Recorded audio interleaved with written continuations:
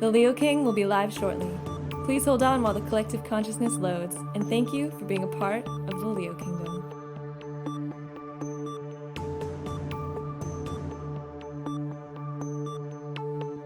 The Leo King will be live shortly. Please hold on while the collective consciousness loads, and thank you for being a part of the Leo Kingdom.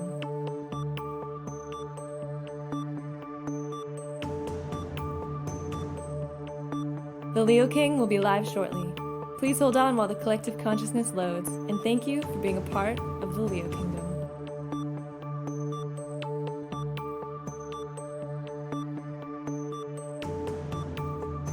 The Leo King will be live shortly. Please hold on while the collective consciousness loads, and thank you for being a part of the Leo Kingdom.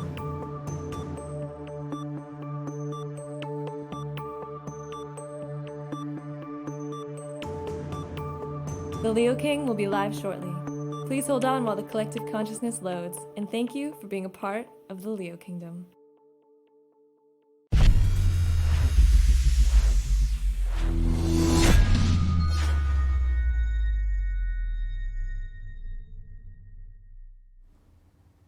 Hey, what's going on, everyone? It's David Palmer, Leo King, and you're here live for Deep Love Tarot, your weekly love tarot report for the week of November the 18th through the 24th of 2019 here on highvibe.tv. Make sure that you check us out on our website, and we have all of our apps in all the app stores, iOS, Android, Apple TV, and Roku.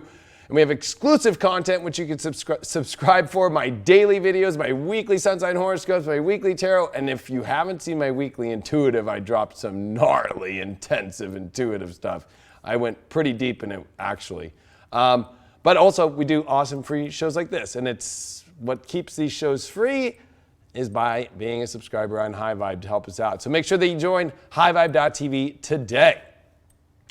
And of course, make sure that you check out my 2020 video. We are right here. Destiny's Call is right here. Go to the paid video section on highvibe.tv and check out my Destiny Call 2020 preparation video. I'm sure you're feeling it now. It's intense. There's a lot of choices we all are having to make in our lives. It feels like it's all over the place. And I help you really center to know how to align with the true Destiny Call. It's a 2.5-hour video. It's on the paid video section of highvibe.tv. Well, we are joined today, of course, and every time we're on the show with Craig. What's going on, dog? What up? What up, Mr. Palmer? What up, everybody out there? Got a couple announcements. It's an exciting day. First off, new series of There's an Art to Life with Kim. This is what you can learn to paint. It's live right now on highvibe.tv for free. And also, my podcast is out and live, The Doors of Perception. So would love it if you all went and checked that out. It's on the app under podcast. You just scroll down a little bit and yeah, you can see a fun little conversation that I had with a good friend named Bill Anderson. So it's an exciting day, I'd say. What do you think, Davey boy? It's a very exciting day. I mean, I'm honestly, you got your podcast out. Kim's got more cool content. The content here at High Vibe has just been getting better and better and better, and we've been stoked. We're doing some other cool changes here, which is, I don't know, there's been a lot of good stuff going on. And I'm excited for this week. You know, we're leaving Scorpio, moving into Sagittarius, totally different vibe. We got Mars in Scorpio today coming in. We got Mercury retrograde ending. We got Venus and Jupiter that are gonna meet up. Woo! These are the two benefics. This is some final doorway stuff. So, you know, it's just like time is, you know, running out. And everybody's probably like, I don't see anything. It's like, well, this is where you make your moves, people. This is where you pull the queen out in chess. You know what I mean? Like you don't. It's time to make it happen. This is a very make it happen time. So I'm really interested to see what's going to happen for everybody in their love lives, especially when it comes to love. And of course, see what's going to go on there. And of course, if you've never watched the show before, we're going to do a collective reading first. Then we actually pull out of here the High Vibe Red Solo Cup and pick out the sign that we're going to do based on the random order. We do answer questions, but so send your questions to deeplovetarot@gmail.com. But I'm going to let everybody know this is the last week of that because Craig and I are going to start a new show when we come back from the holiday after Thanksgiving, where it's going to be a show where we take your questions and we don't do the tarot and we actually sit there and we wrap our craziness about what we feel about love situations in all of the different zodiac signs and the situations you're going through. And it's going to be an exclusive show on the app on High Vibes. So this is the last week. For members also. Let's get that it's clear. for members only. For members only. So if you want to get a little love advice, you want to get up front and close, personal with me and Mr. Palmer, you got to become a member. Subscribe with us. Let's do it. Yeah, and it's cool because it's a live show on the app, and you can watch the show live or just catch it later. But if you want to be part of that live part, all of our apps and our website have live. So it's pretty cool. So we're really stoked about that. I'm actually really excited for that show. So yeah, it's going to be good. It'll be a nice little mix.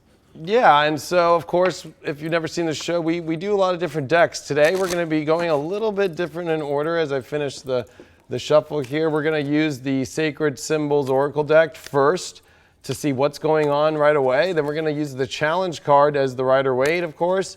And then we're going to use the Enchanted Spell Oracle deck as... it's so funny when I look at this third card. I always feel like this is where things could go after the challenge. And then we're going to use the Black Moon astrology cards as the overall that also helps you define how to step into your best energy. And I've always put it over the challenge card to help you understand how to get through the challenge and where you can go if you actually confront that challenge, where you can go into. It's always a positive thing. So, there's going to be a big one when it comes to love. This is a big week. We got a lot going on astrologically. We got a dark moon in Scorpio, don't forget, this weekend as well, to push a lot of edgy stuff out, with a Mars as well in Scorpio and Mercury. So this is going to be one of those times where, when it comes to love this week, collectively and individually, this is not a time to fuck around. Mercury comes out of retrograde in like a day. So Mars is here in Scorpio. There's no more fuck around. Like, this shit's fucking gonna go down. So let's start with the collective reading first, see what's going on with the collective. I just feel like there's one more shuffle here with this deck. And remember, go to deeplovetarot@gmail.com if you have any questions. We're just gonna pick some random ones. And so how dark is that moon gonna be? How what? How dark is that moon gonna be? It's gonna be dark. Would you say it's gonna be the darkest? I would say it's the darkest dark moon of the year because Mars is there, that the sun will be in Sag, Jupiter and Venus will be just met. So it'll be like this, if you're not connected, leave. If it's not fully in, leave. If you're connected fully and it's like on the most edgy thing in passion, go in. Like, it's just gonna, you know what? You're gonna have to watch my deep astrology tomorrow, or just go listen to your sun sign horoscope or the dailies every day on highvibe.tv. That's a good idea. Y'all should definitely go check that out. We're doing a love show with tarot here and a little bit of astrology. So if you want to get the real deal, go all the way onto that. All right, let's see what the collective has to do for this week. Divinity. Of course, this makes a lot of sense to me. We're definitely coming into divine partnership aspects or divine moments. Could be parting or entering in. I always look at this as definitely a very kind of fatalistic time. This is going to be a very fated week, especially with love. And there's something to say about it also having to do with this key. Are you going to unlock things, or are you going to lock things away into the karmic world? Like, that's locked, that's put away into Karmaville. It's going to be pretty, very, very in divine week of divine love stuff, and who's stepping up into it and what is. There's going to be, I think, some sort of, I don't know why I'm feeling this. We'll see what the challenge card is. Some sort of unpredictability with it, just kind of random stuff. We did get the Temperance card reversed. I think that the challenge is that there is no real stability right now. Nothing is set in stone. The Temperance card always has to deal with everything coming together in this beautiful way that nature comes together. With the reverse, it kind of feels like Pangea breaking apart, like what? It kind of feels like you're standing on, a tectonic plate that's the San Andreas Fault here in California, and it's just like, it's a little earthquakey. The Temperance card also is very deeply impatient. So people are impatient this week, and I think the challenge is to learn that when you step out of the impatience of things and you calm things down, you trust divinity, that you're going to be all right. We did get the Innocence card, and I think that, when we step into the innocence, I love that Venus is in this card, dealing with love relationships, and Taurus, the innocence of knowing your worth and your value, and knowing instead of being impatient, just knowing that naturally things are going to work out the way they are going to in the divine moment. So, there is something to say about this. I don't even want to use the word patient. I would rather say, just by, you're going to see if things really are there or not. Like, it's just clear as a bell. I think the temperance reverse challenge is like, if it doesn't feel like it's a flow naturally, or it just doesn't naturally, the energies don't come together, then they don't. That's the clear sign. And it's going to be interesting to see what right here we've got. We got the Spirit card. Wow, we got the Sun card. So you're going to know what's in line with your soul and spirit, because spirit and spirit between partners are just going to be clearer than a bell.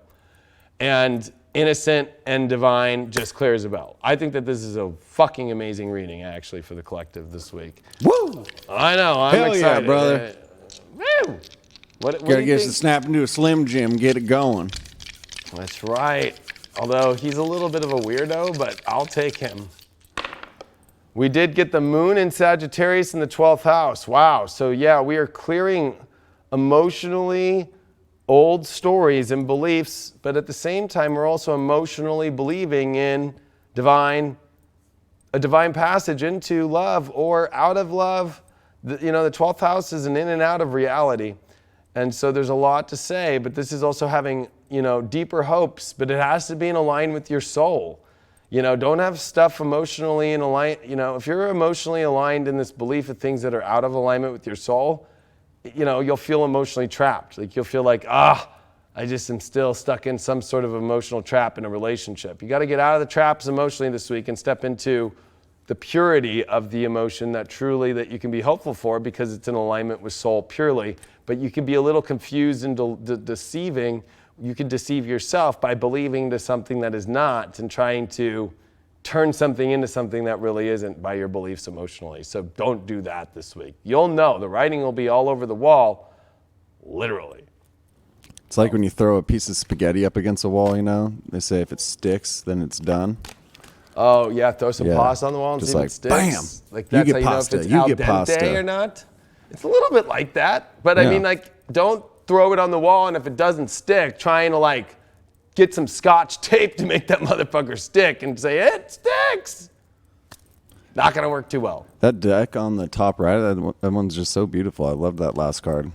The pinks it is and the a really blues. nice card. I do like that card a lot.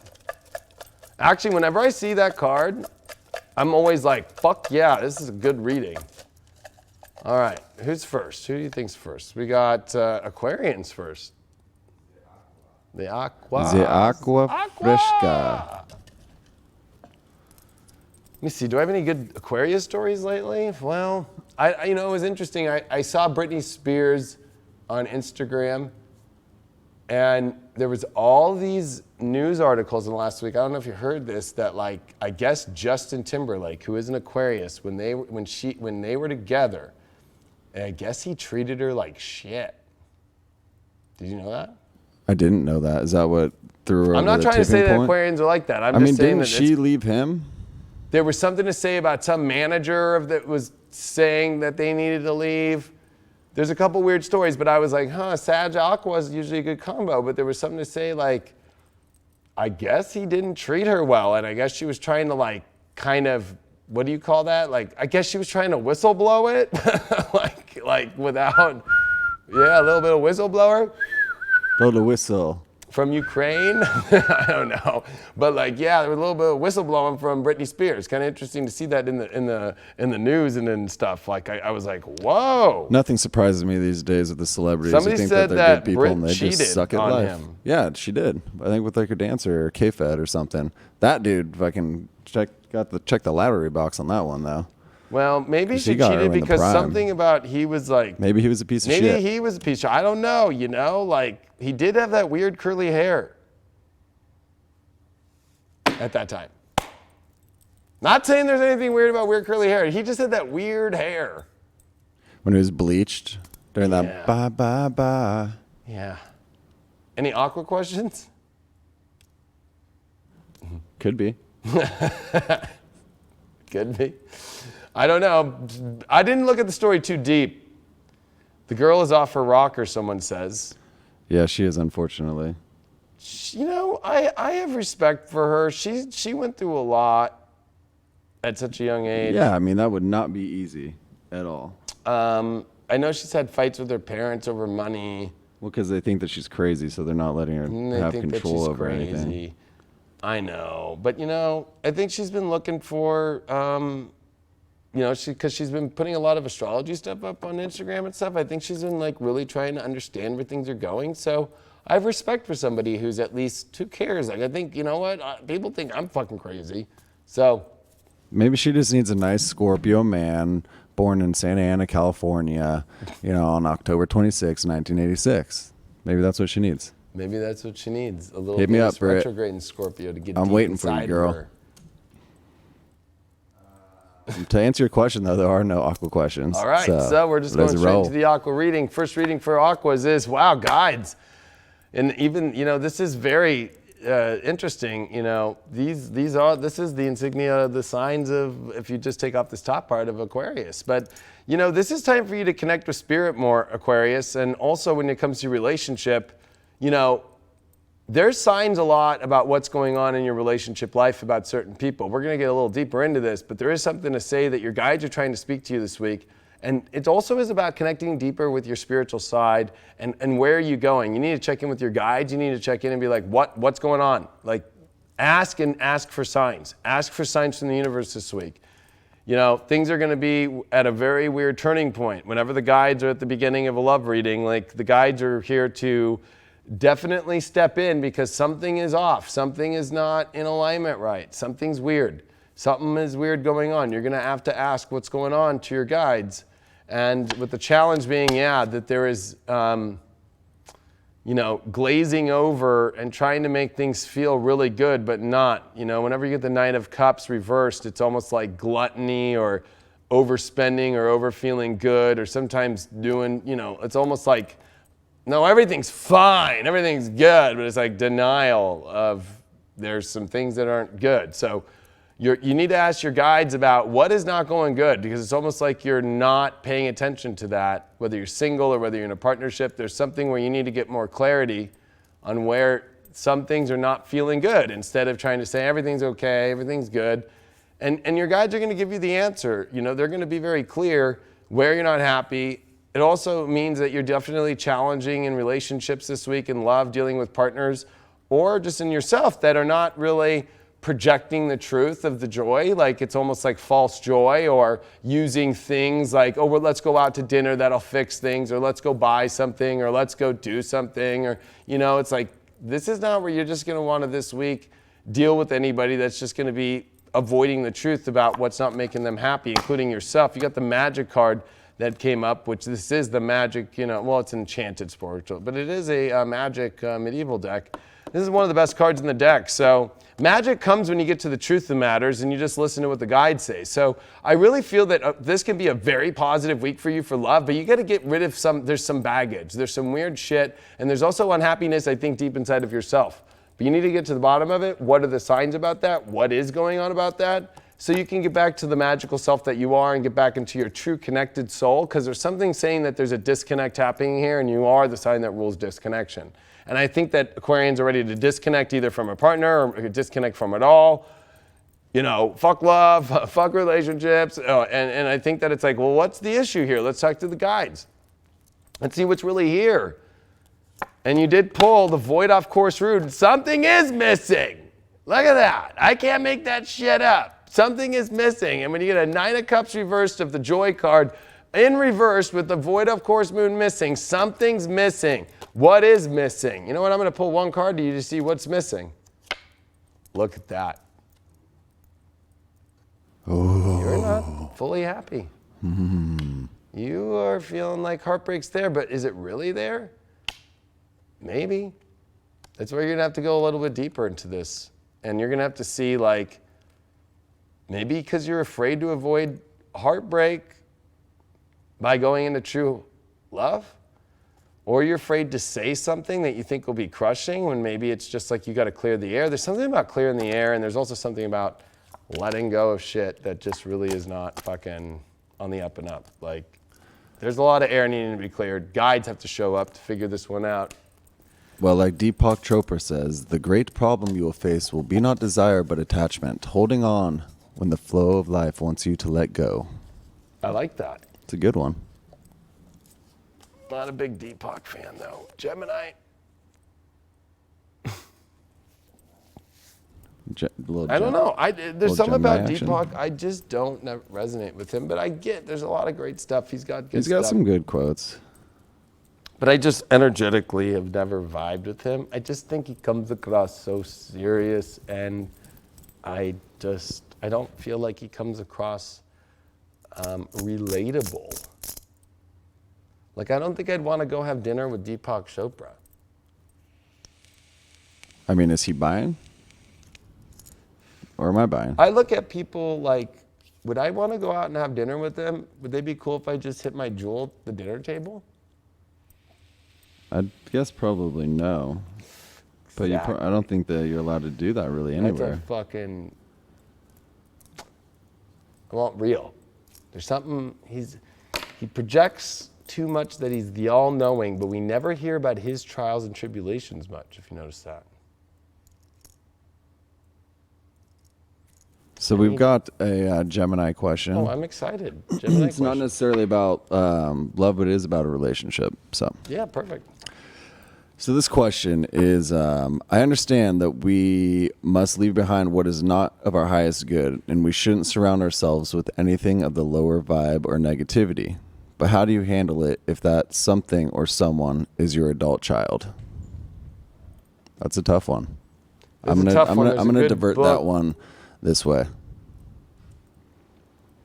There's a good book called, oh gosh, Something Boy. It was a book about a father who wrote about his son who had a methamphetamine addiction. It was like written in like 2006. And it was about, you know, like where do you draw the lines of tough love and where do you draw the lines of where you still love, you know, to make whatever that dark energy is or whatever that energy that's not in the highest of good. I haven't read the book since then. My mom actually gave it to me when I was battling my meth fun times, I guess you could call them. And that was how my mom kind of handled it. Little party time. The old party pad, yeah, that was how I little dealt late with it. night, Like, early literally, morning. I'm like reading that book in the middle of partying at my house. But this is a long time ago, by the way. So it's gonna be 14 years in 2020. But that book, I remembered it was Something Boy, but it was really good because it was about coming on a deeper emotional level and acknowledging the problem and being able to find solutions together, but also maintaining a boundary line, like without being so negative, but also knowing that if we don't fix this now together, that it's going to separate us, it's going to separate everything. I think that it's like about getting into the nitty-gritty and the depths of truth together and finding a solution together. And you don't start from like a negative place first, but you have to also drop kind of a gate and be like, hey, if you do cross this line, how am I going to be able to help you? You're going to, you know, kind of throwing a responsibility on them about how the relationship will deal. Like coming at like, we're at a clean slate. I'll deal with you at wherever you're at right now. But like, if you're not able to deal with this at this point, then how are we going to deal with it? And you're going to separate this and you're going to fuck up your life at the same time. Like, I think that that's kind of a really good way to approach things sometimes. I don't know. That's a hard one because I've watched people I know, you know, whether it's a relationship or parental stuff, it's like just feeding the problem and then castrating the problem once it's been like the hand that's feeding it, like, and then it's like creating also a space, or let me just send them somewhere, or let me just go over there and they'll fix you. It's like, that really doesn't really work in society today. I really, remember when we had Rod Suskin from South Africa at UAC in Chicago last year? I do. And he was saying on how the tribes in Africa in shamanism, like the shaman will call out somebody that he knows, he can intuitively know something's wrong, but the whole tribe comes together and they all give their input with a non-judgmental view and try to find a solution together. I think it's about coming together.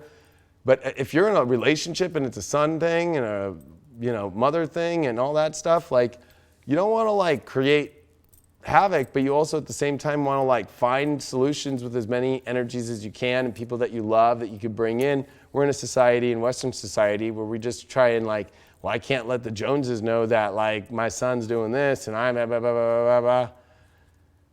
I don't think that works. All right, Gemini. This is a big week for you. Venus and Jupiter conjunct in your sign in your 7th house and the sun. Venus and Jupiter. Are you ready for this? In a dark moon that's going to happen over here in your 6th house. The darkest moon. Let's see if this relationship thing, if you're going to make the right call. Last week was a big one for you to make. Hope you didn't jump into that. Let's see if you can get out for those that made that wrong call. And for those that have been just kind of sitting there waiting to see, let's see.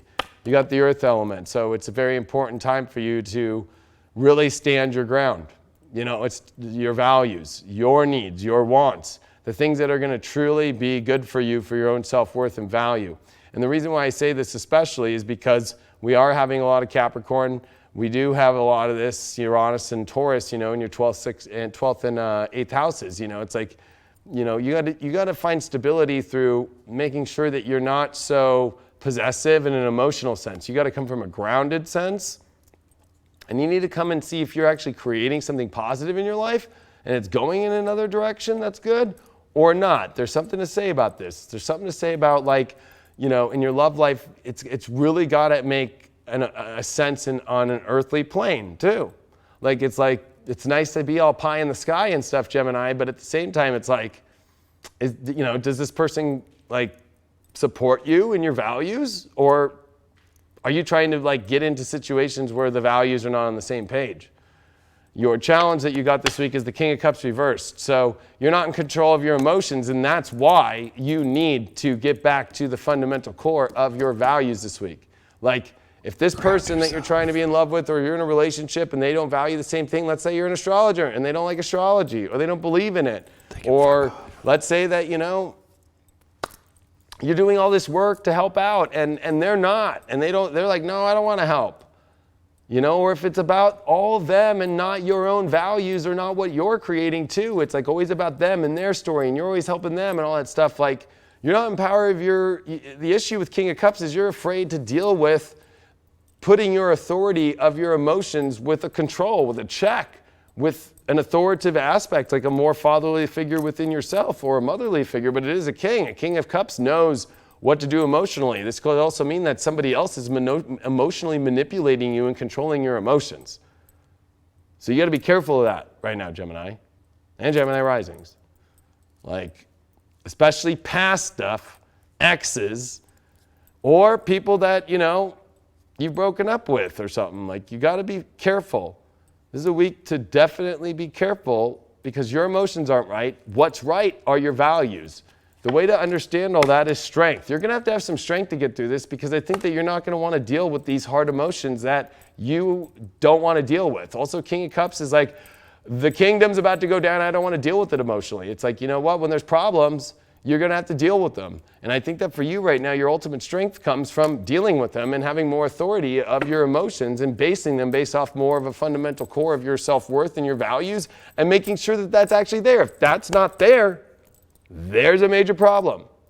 That's going to cause problems because you're just running off your emotions and they're out of control. I would think of your emotions like a little kid on a Power Wheel on a fucking ice rink. Ain't stopping for nobody. You got second house owning. Look at that. I mean, I don't know why. Every time I saw that Earth card, everything kept popping up about self-worth, self-worth, self-worth. This is the card that deals with self-worth, second house, owning, and it does have material and money, but there is something to say about if you're basing things like you're too afraid to deal with something because of money, or if you're in a relationship because of money for emotional safety, get the fuck out because that means that you're not in love. 2, if you're in a position where you're emotionally just all over the place because you want to have something just to have it or have love just to have it and this is just what you have, that's a bad situation. But it also is a reminder that the control of your emotions is the control by actually looking at the second house, which is knowing. And in your case, the second house is Cancer, where the North Node is. That you emotionally need to truly know the value of something and look at it from a much more deeper emotional perspective instead of this lighter emotional perspective of this, everything's all good.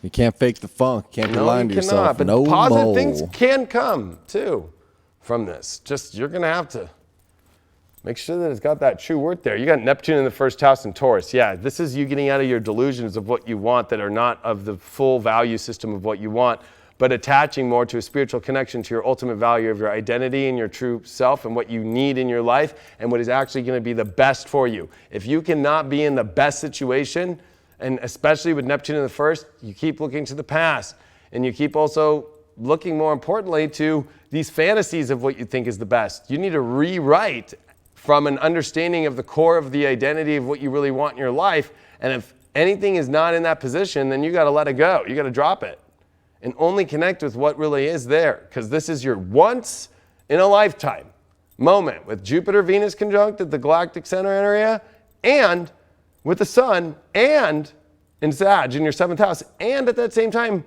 this is a major moment because Saturn and Pluto are about to conjunct in your in your 8th house of letting go, learning to say it's okay to watch things burn, that you're not obsessed with. This is about getting rid of your obsessions and your, I'll be honest with you, a little bit of neediness.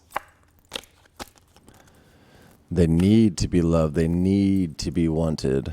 Instead of loving themselves and wanting their own presence and hanging out within themselves. The neediness. Don't be needing yourself. Speaking of needy, just kidding. Fucked up. Just kidding. Oh my gosh.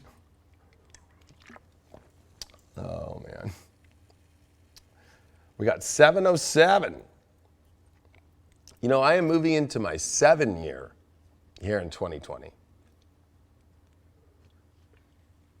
You're moving into your what? In your numerology, I'm moving into my year 7. Oh, numerology. nice. I've been in a 6 year this year. That's dope. That's dope. Making moves.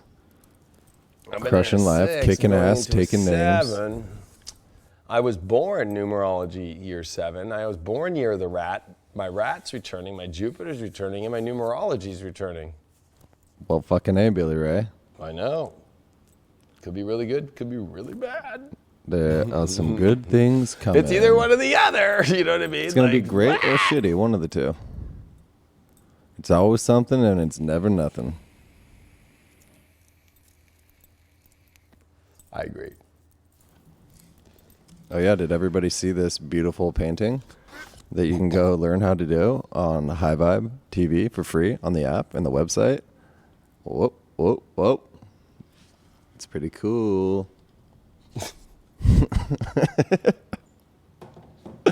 Anything good on that phone? They popping off in the chat?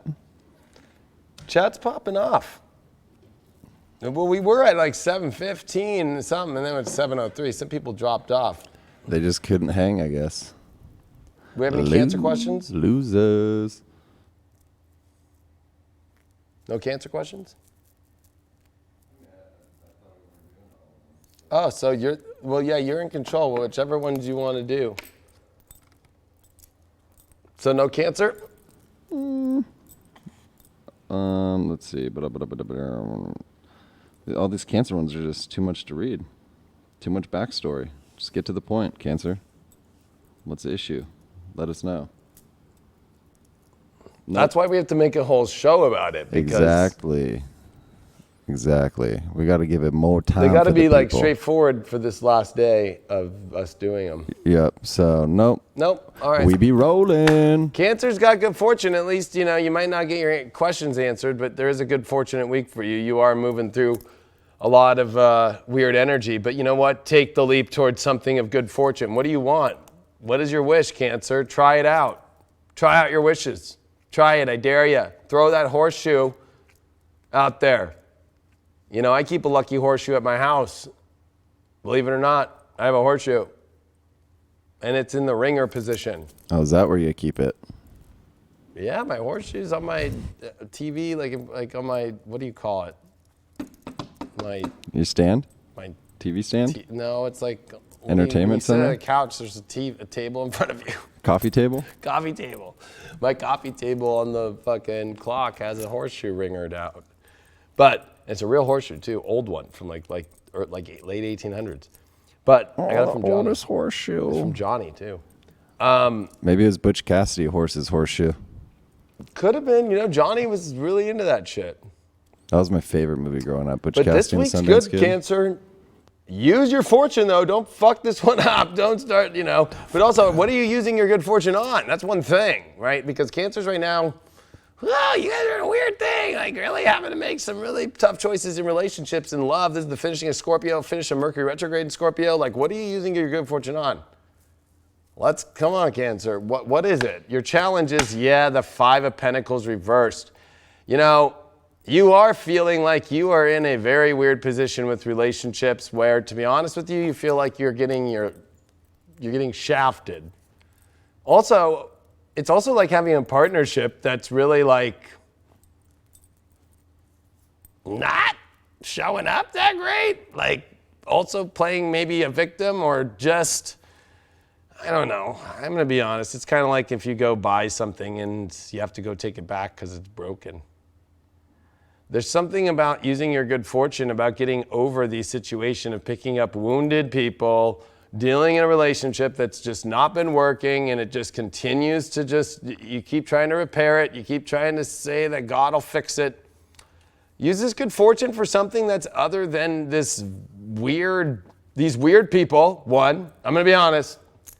Challenge of Five of Pentacles reversed is weird people, like people with issues, people with problems. People that have issues that you just keep trying to fix for them and mother them. And relationships that have just been damaged goods. Like, let's not use good fortune about that anymore, Cancer. You got love that comes after that.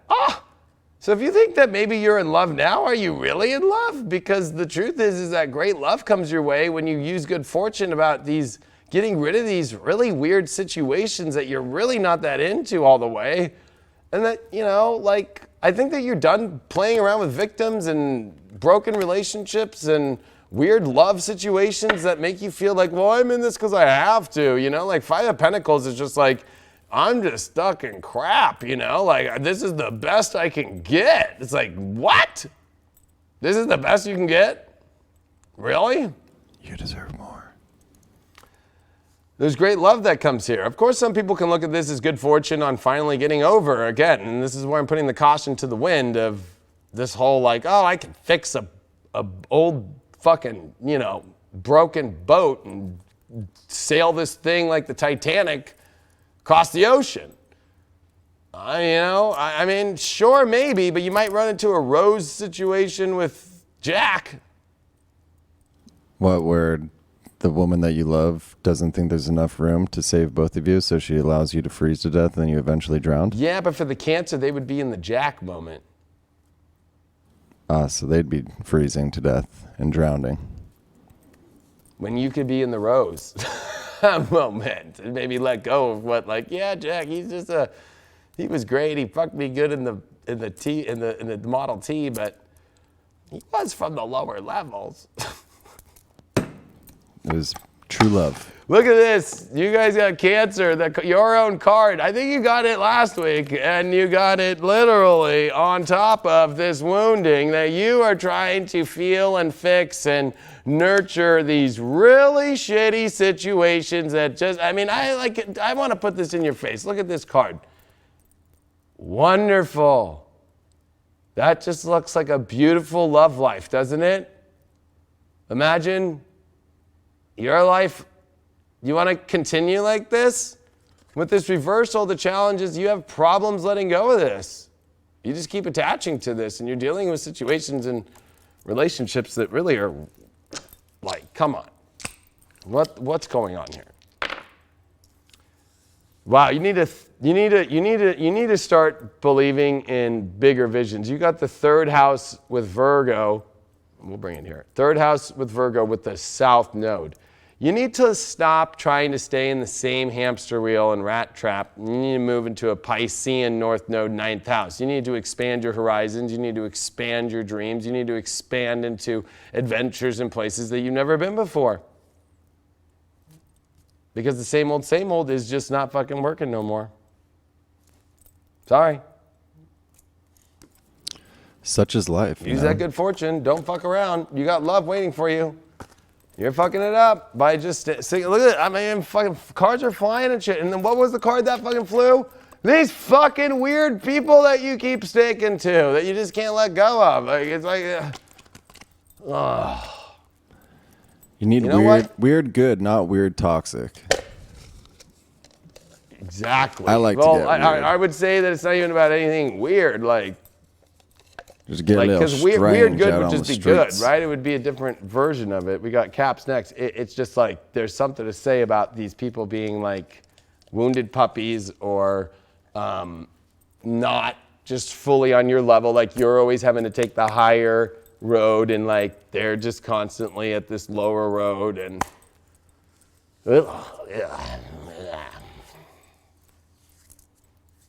Thank you for the donation there, Sydney. Appreciate it. Yeah, girl.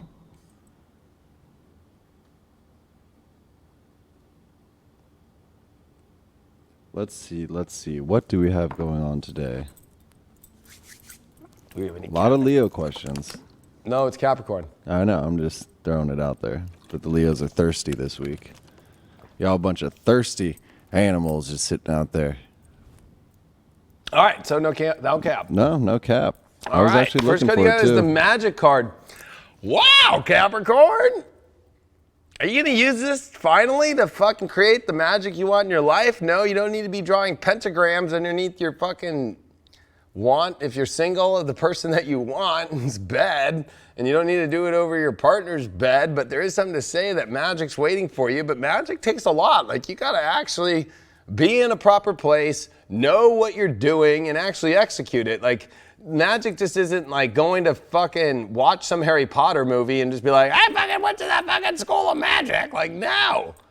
You got to create magic in your life right now for your love life, and if it's not magical, if it's lost its magic, which Capricorns with Uranus retrograde in your 5th house, and with this Sag energy coming into the 12th house, you know, it better be magical Disneyland shit. If it's lost its Disney touch, or if you're single and you're going after people and there's no Disney touch, you got to cut all those cords because you got to use the magic for the best way. Come on, Capricorn. Like, what's going on here? Look at this.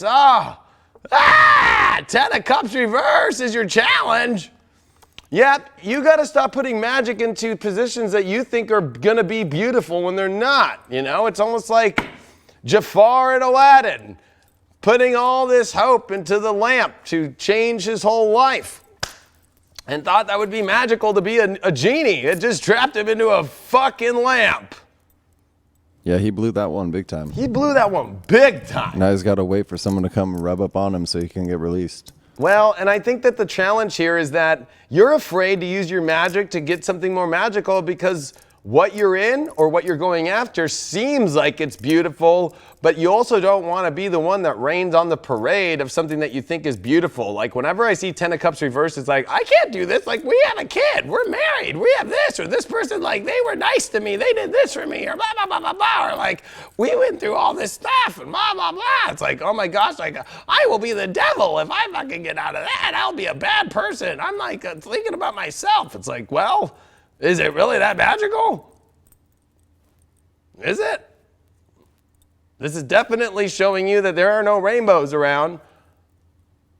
Only when you get rid of the energies around you that are no more rainbow. And especially speaking with partnered Capricorns, single Capricorns, it's like stop trying for the one that you think's magical that's not showing up magically and start putting that magic into something new to show up.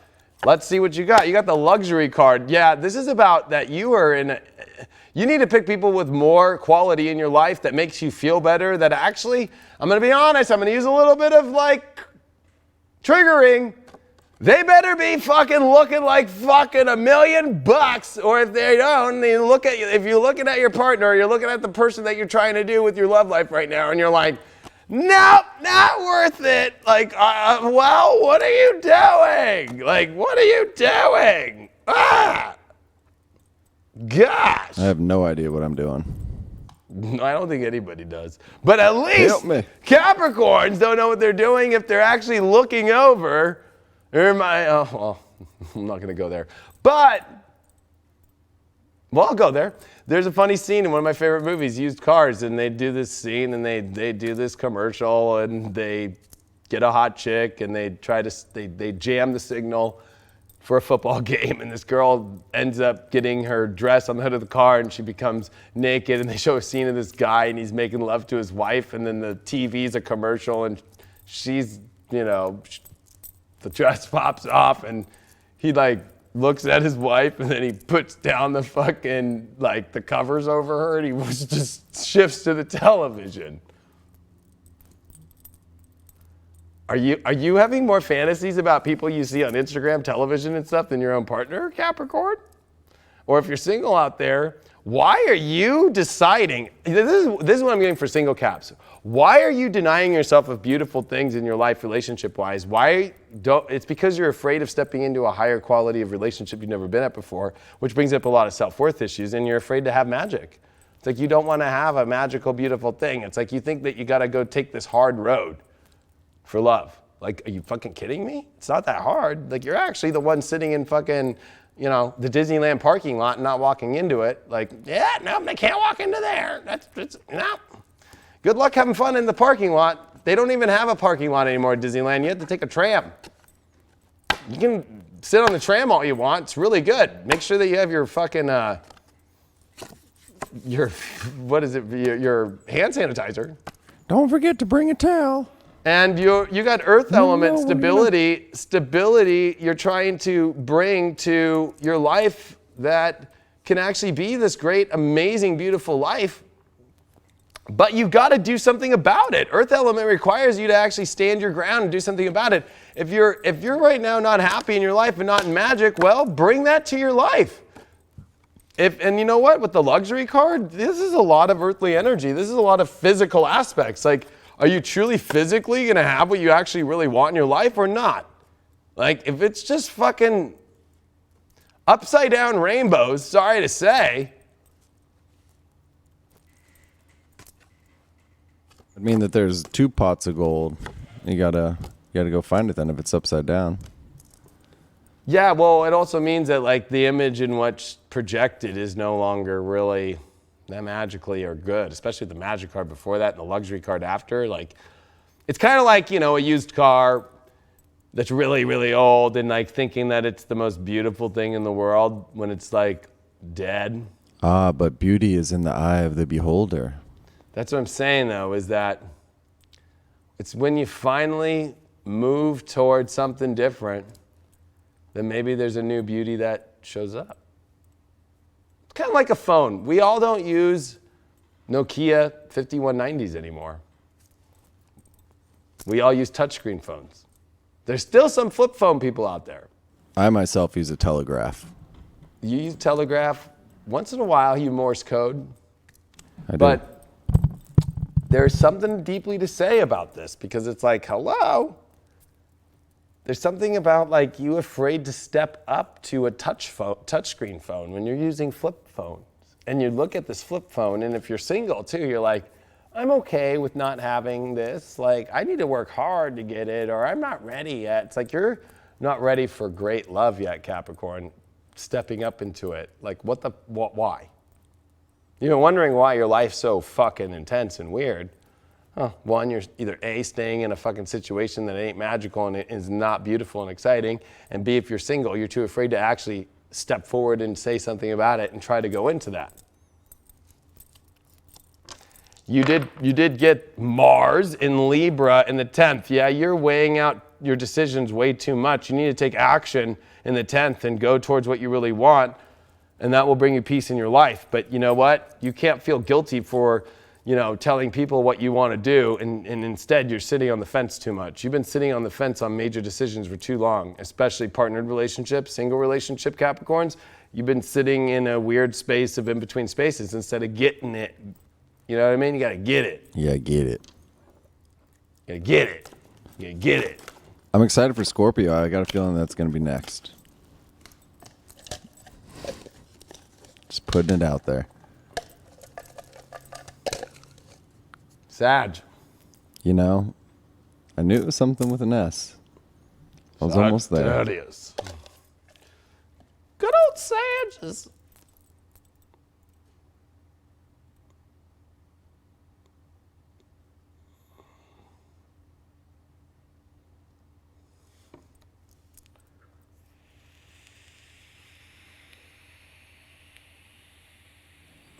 You liking that? What's up? What's up with that Sag. chat? Some good chat action? Actually, people are sending me like, I'm getting crazy messages and I'm like, what the fuck? That's the truth. I ain't gonna lie to the people. I don't know. This Sag wants to know, can you talk about polyamory? Well, it's an experience. Sag is like experiences, but Sag on Sag love.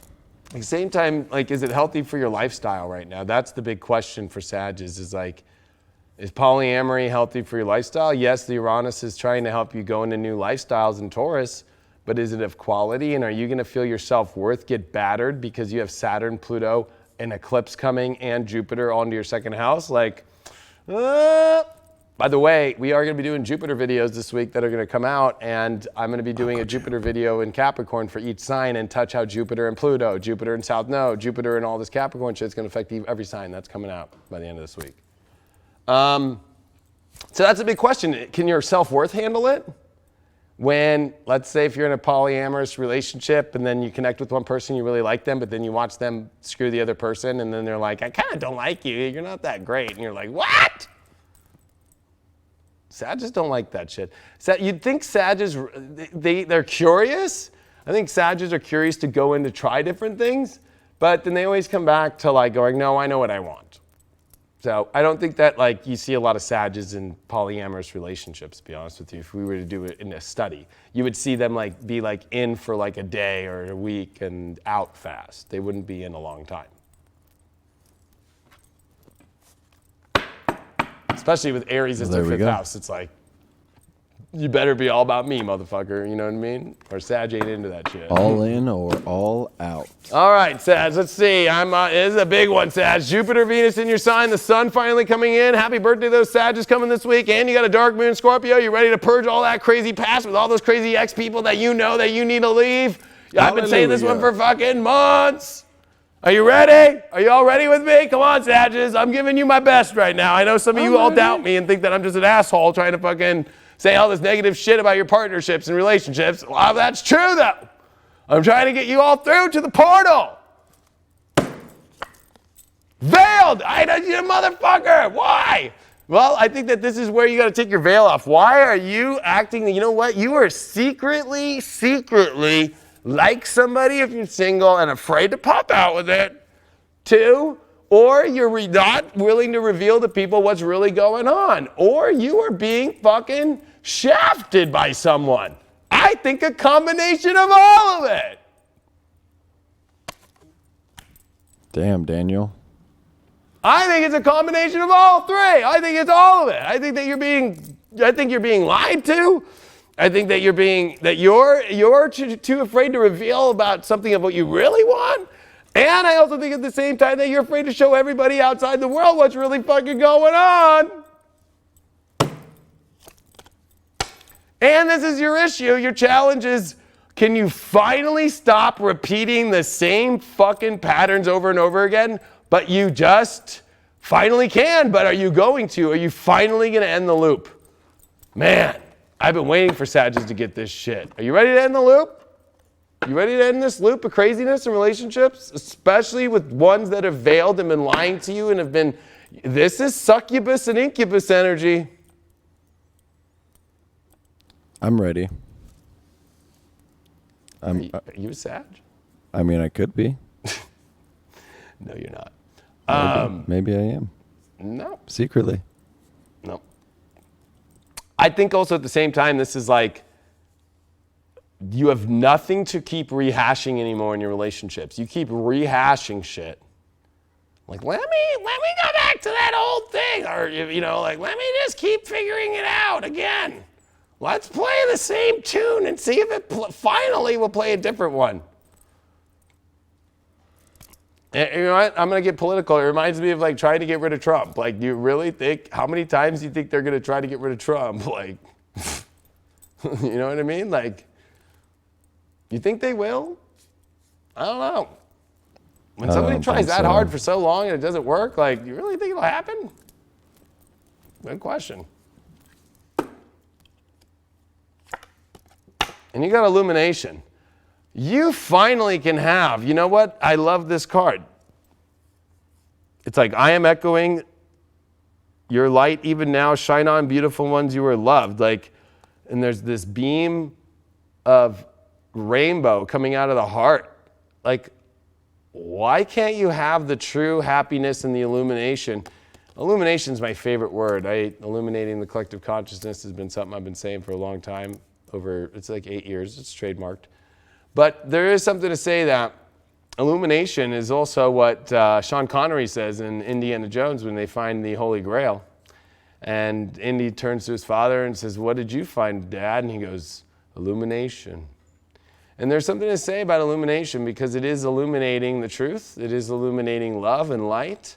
And this is about you breaking into the most beautiful love energy of your life by breaking out of these really dark cycles and these really dark cycles of all this veiled energy. Like, if there's any reason for it to be where you've had to hide anything or somebody hid something from you, and a lot of it too is like you're too afraid to reveal yourself to somebody that you really like, for real. Whenever you see this, because like you're afraid of it going into old past patterns, or they might feel like they have similar energy to shit that you've gone through. But you need to see the truth and see that truth. What if they can't handle the truth?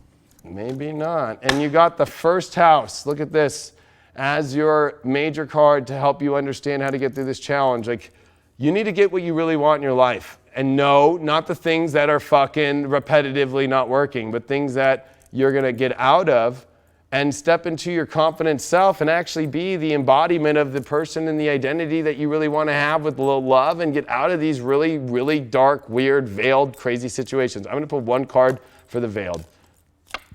Look at that. Shady motherfucker. Damn. I know. Stabbing you from behind. Literally, this is one of the shadiest cards that could pop up with that veiled. And that also means that, you know, you might have been involved in some old shadiness there too, possibly. But I'm just saying that you're dealing with exes or past relationships or people that, and we're talking about people that you've actually are involved with, okay? Sag, this is a new story. Let's go. Let's go to the new story. Let's move on. Come on. Let's go. You're not going to be dealing with this anymore. You can come into true illumination. There's a beautiful love life waiting for you. Let's just get the fuck out of this fucking old veiled fucking crazy story with all these weird things. What are you doing? All right, let's see what we got here for the Sages. Sages got Virgo 6th house, South Node. You got to go to the North Node and Pisces in the 12th. You've got to get out of toxic waters now. You've got to get out of the past now. Literally, I would not even wait till the end of this week. I would just fucking go now. The second you hear this message from Spirit, leave, out, disconnect fully. This is where excuses come up. This is where excuses come up. I have to say this. Whenever there's a South Node in Virgo and the 6th, it's like, but this person, they like we have this life and the life situations and the bill of this and the document of that, or we have this and our kid, or blah, blah, blah. It's like, trust the universe and fucking just disconnect and watch all the beauty fucking happen. And it's time for you to go for the most truly spiritual relationship of your life if you're willing to fuck up and step into true fucking destiny.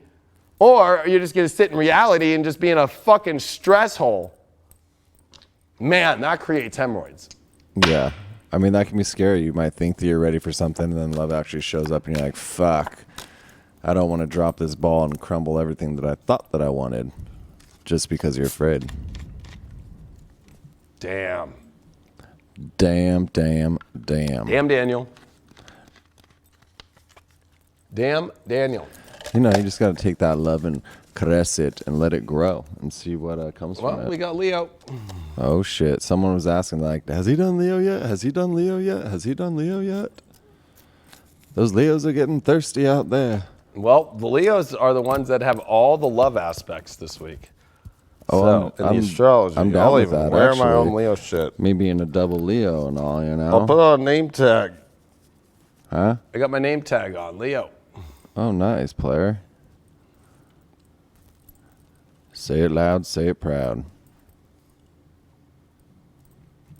Do you have any questions for yourself that you'd like to ask, David? What would you like to ask yourself tonight? What would you like to know? I really, honestly, am at a place where I have no fucking idea. Like, I think my question is like, when do people just truly just like step into their fucking calling, step into love, and blast off? Like, why is it like people were willing to go into love before their calling? Or why is it they're willing to just stick on their calling and not go on love? Like, there's like all these like imbalances in that space. It's like, can it be simple? Can it be somebody that is fully in their calling for spirit and doing the work and doing this big monumental moment and galactic moment? And there's a lot of scaredy cats out there. All right, I got a real Leo question. This person sent it like 4 times, so. What? So we're not answering my question? Yeah. You don't get to answer it. So, this Leo. Just took off my name tag. You just got to take it off, player. Take it off. So, this Leo has had strong feelings for this girl ever since they met 4 years ago, yada, yada, yada. But she just got out of a toxic relationship, and it's kind of, she's like lost that magical connection, but he feels like it's inside of her. He just needs a little help or some tips as to how to open her back up to like reach that true potential that's buried deep within her subconscious. It was a good one. And he sent it like 3 or 4 times, so I felt like we needed to help him out. He's got that love loss. That was a lot. You're halfway across the studio. All I got out of that was, how can he likes this girl. She was in a toxic relationship. She's lost that kind of like power, that magical connection. He feels like it's buried deep down inside in her so inner she subconscious. lost it with this guy or the old guy? The old guy. She's kind of tainted now. She's got a bad taste in her mouth. Okay, She's hurt. She's battered. She's weathered. It's been raining. Icicles all over her. She needs a little help. She needs a little warmth, a little love and tenderness. And she's a Leo. No, the guy that wrote in's a Leo. He didn't say what So she is. he's trying to turn somebody tainted into a queen. Yes, so. Not gonna happen. She was once a queen, he says, but she's been battered a little bit. A queen's always a fucking queen. Queen knows how to dust shit off and put that robe back on anytime. Leo's trying to turn people into queens that aren't fucking queens already. Ain't gonna fucking happen. Period. I know I might sound like a dickhead, but I'm just sorry to say, this is from personal fucking experience of being a fucking master of trying to turn fucking people into queens. Fucking just doesn't work. Ah! There's the answer to my question. My own question. You just answered my question, brother.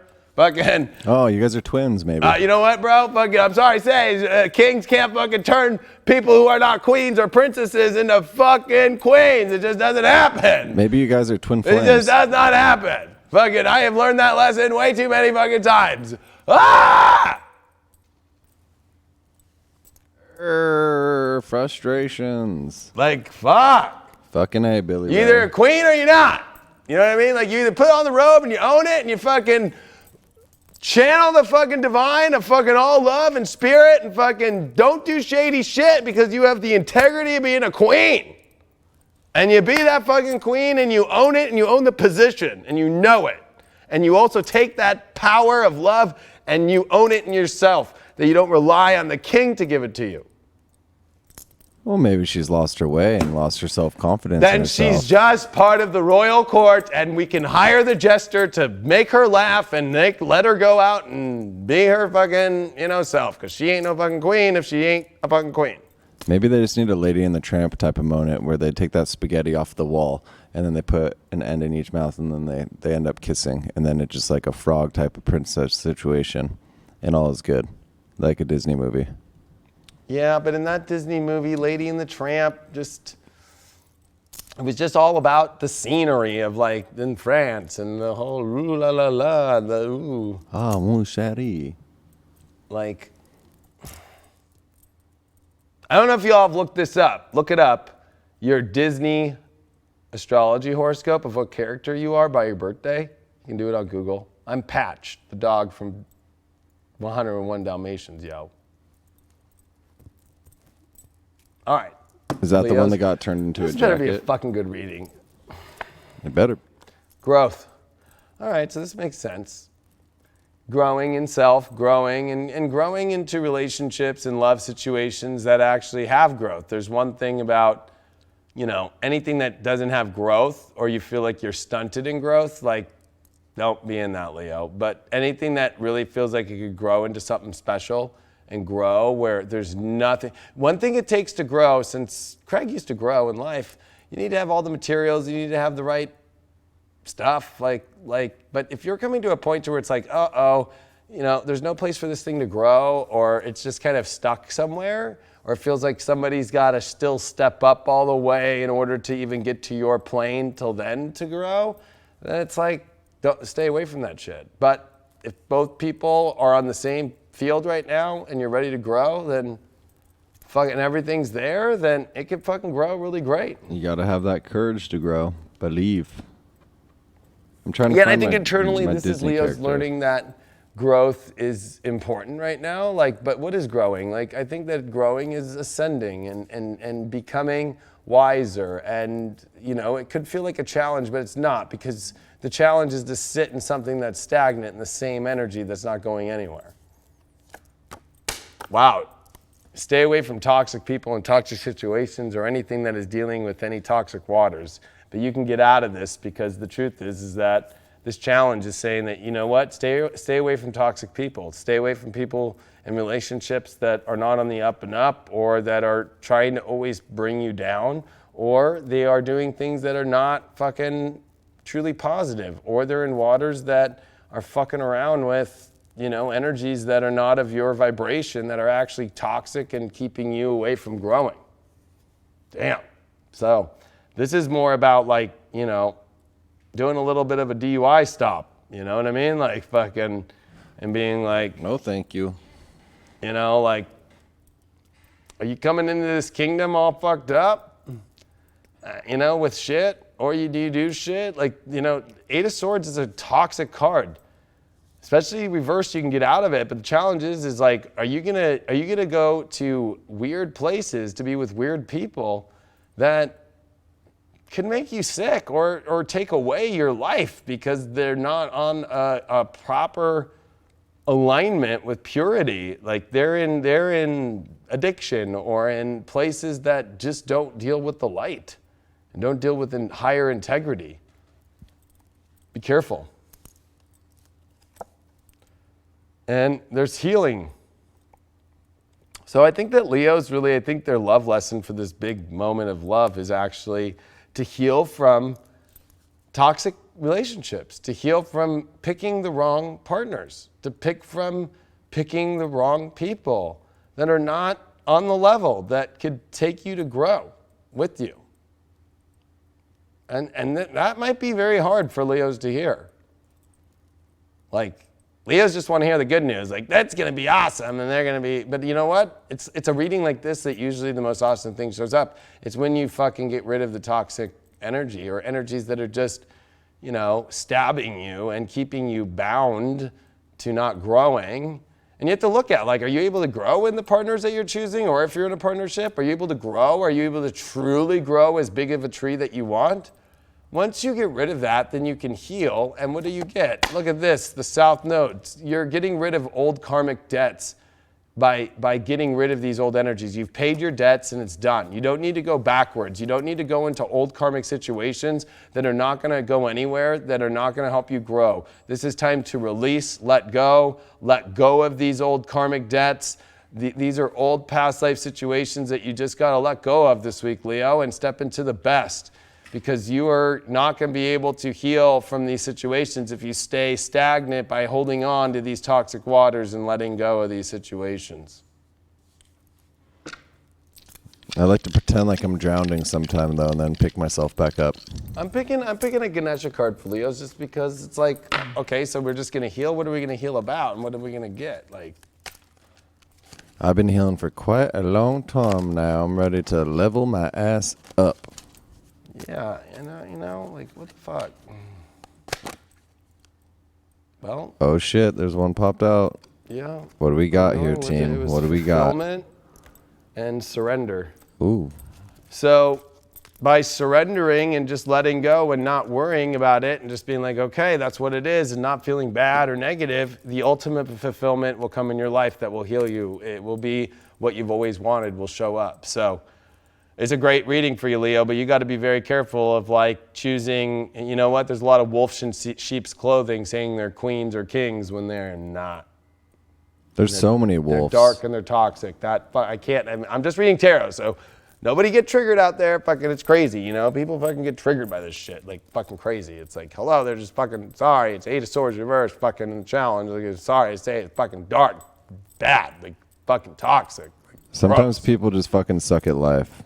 And it's hard to realize that, and sometimes you realize that too late, and then you get sucked into that web and then down into the tube, and then you're like, oh, fuck, where am I now? And then you got to rise back up and climb up through the fucking muck just like a lotus. We got Scorpio. Be a lotus. Fucking finally, ain't no party like a Scorpio party, baby. Baby, baby. You know it.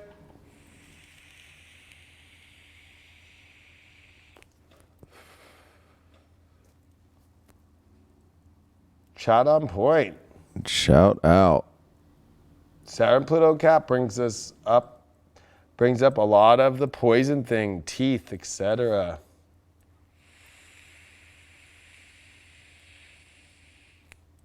Yeah, Craig, what Walt Disney or what character are you? I don't know. I was trying to find it.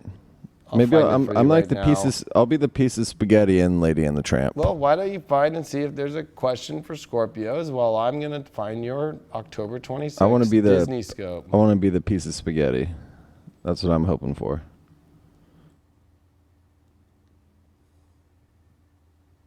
I'm looking around. I'm looking around. It's been some wild times. I don't know. It's been up and down this whole Scorpio season. I feel like it didn't really give me like a full boost, but I'm feeling pretty damn good, minus my little, you know, mishaps here and there. But what the fuck?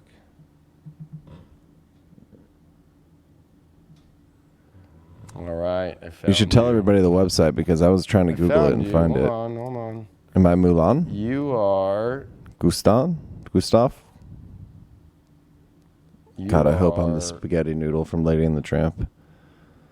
I actually threw a piece of a spaghetti on my wall just because I hadn't done it in a long time and I wanted to You were check out. Colette from Ratatouille from 2007. Perfect. I never saw that movie. You are passionate about your profession, a trailblazer. You choose challenging careers that take expertise and grit. Many of your accomplishments become noteworthy. Your intensity can intimidate those who don't know you, but underneath you're sympathetic and supportive of people who respect and value your abilities. You understand the dynamics of a situation and take appropriate action. Perceptive and self-confident, you encourage others to believe in themselves. Colette bestows the gifts of boldness, sensitivity, and inspiration. With her guidance, you can face any barrier and more right through it. I don't know why they're saying more right through it. But. Ratatouille, I like to cook the pasta. Keys to your success: transforming antiquated systems to manifest your dreams.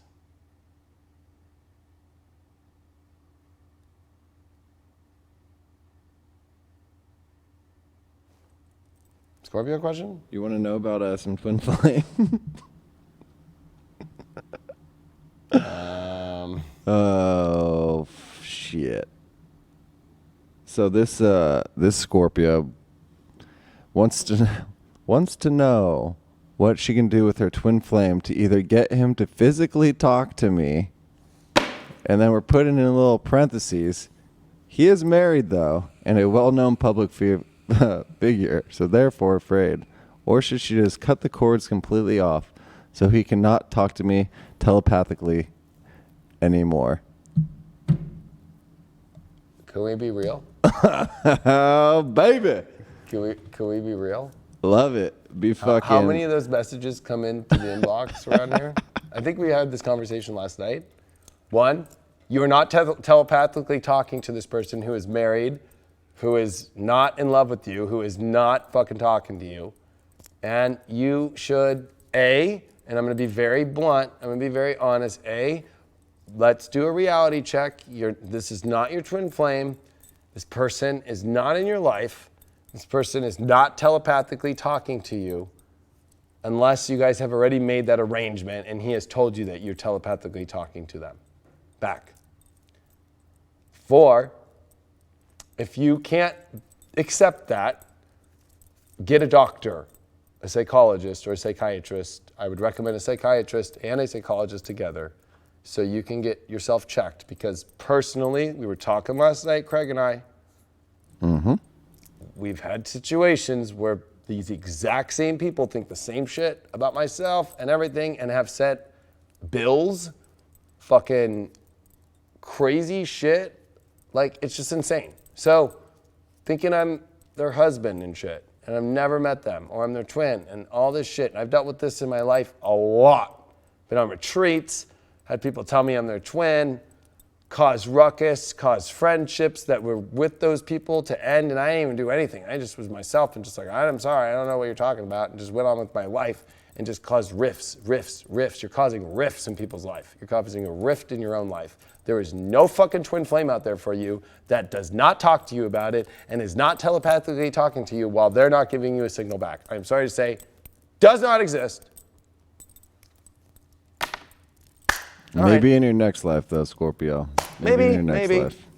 Maybe after a little bit of medication from the psychiatrist, it would be back to normal. Maybe she just needs a little spaghetti, a little noodle in her life. Gratitude is what to have. Be happy with what you have now. Maybe your telepathic messages. No. I want more. Be grateful that you got those, but that's it. More. Sorry. No, this is a week of gratitude. What is it to focus on? If you're in a partnership, what is the stuff that you need to focus on that you can be grateful for? Has it served its purpose? Has the light gone out, though? Is the light still going to stay on is a big question.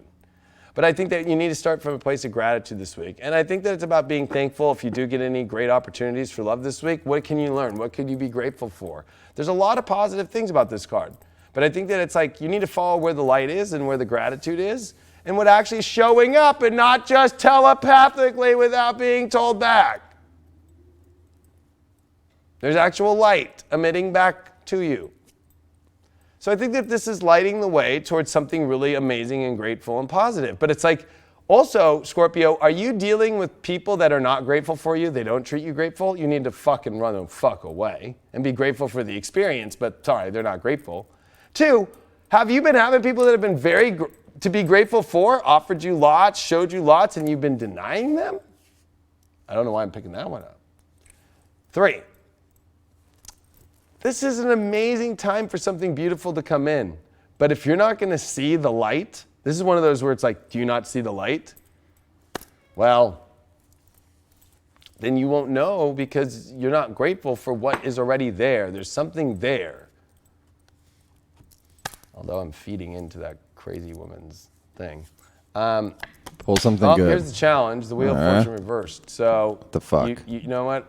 No, it's not bad. I Come think on. that this is saying that you controlling how you think things should look and be and what you want is coming to an end. It's about trusting the fortune of life and the destiny of life, and to actually come from a grateful place where you can allow the right thing to come in and see it instead of controlling it. Like, oh, like, I want this to be this way. I think you've learned a lot of lessons to be grateful for where you're done controlling relationships. Like you're done controlling the way that you want it to look and how you want it to seem. I think this is also getting rid of a lot of the old rules, like, because really fortune comes in without any, barriers up, right? Like, no, it's gotta look like this or gotta look like that. And people are flying off the wheel in this one, especially in reversed. There is something to say where it's like, I think your challenge is that you're trying to command the ship of God's love that will bring you love. Let God command the ship this week and look and see what lights are around you that could be super grateful and be lighting up your life. You did pull the contemplation card. So it's like, I feel that, in this card, it's interesting that it's a woman who's an angel who's drawing. But it's like in a good space. It's in a positive space. There's something to say that it's like, I don't think that this is negative contemplation. It's like, I think you're going to realize at the end of this week and at the end of this, when you finally let go, it's like, why were you contemplating situations that were not grateful to you? Why even give the contemplation to anything that wasn't? Just be grateful for the experience and move on now. And the only thing you should be contemplating are the positive things and the positive things to be grateful for that are showing up in your life. Like, that's it. Like, contemplation always is looked at as a negative thing. Like, oh, I'm contemplating this situation. It's like, I'm contemplating how great this is. Like, there's a lot to contemplate, and in such a positive way. It's so good. It's so amazing. I'm so grateful for it. I just finally let destiny take over. I just stopped the wheel. I'm contemplating on why I was fucking trying to control this whole thing the whole time. And you got the Leo card right there on top. So that's the love card, but you have to have the will of spirit to align your life for you instead of you controlling it so much. And you have to have the will to let spirit come in and the love to come in through spirit. And there's a very Leo energy. People who have a lot of positivity, who have a lot of, dynamic aspects, allow them into your life. There's something about maybe wanting to control people that have too much light because it's like, oh, I don't know. Be grateful. Light's trying to come in, super bright light that will actually take you on the greatest ride of your life. But there's something about being afraid of that super bright light. Stop contemplating that light and stop and actually contemplate why you're trying to go with the dull shit and why you want the dull shit. You don't want dull shit. Get rid of that dull shit. I want it all the goodness. Get rid of the dull. Send me the goodness, universe, send me the goodness. What do we got? We got the moon in Cancer in the first house. So this is where you need to put what you emotionally feel comfortable with into a new understanding, a new identity. This is a fresh new start for you to go.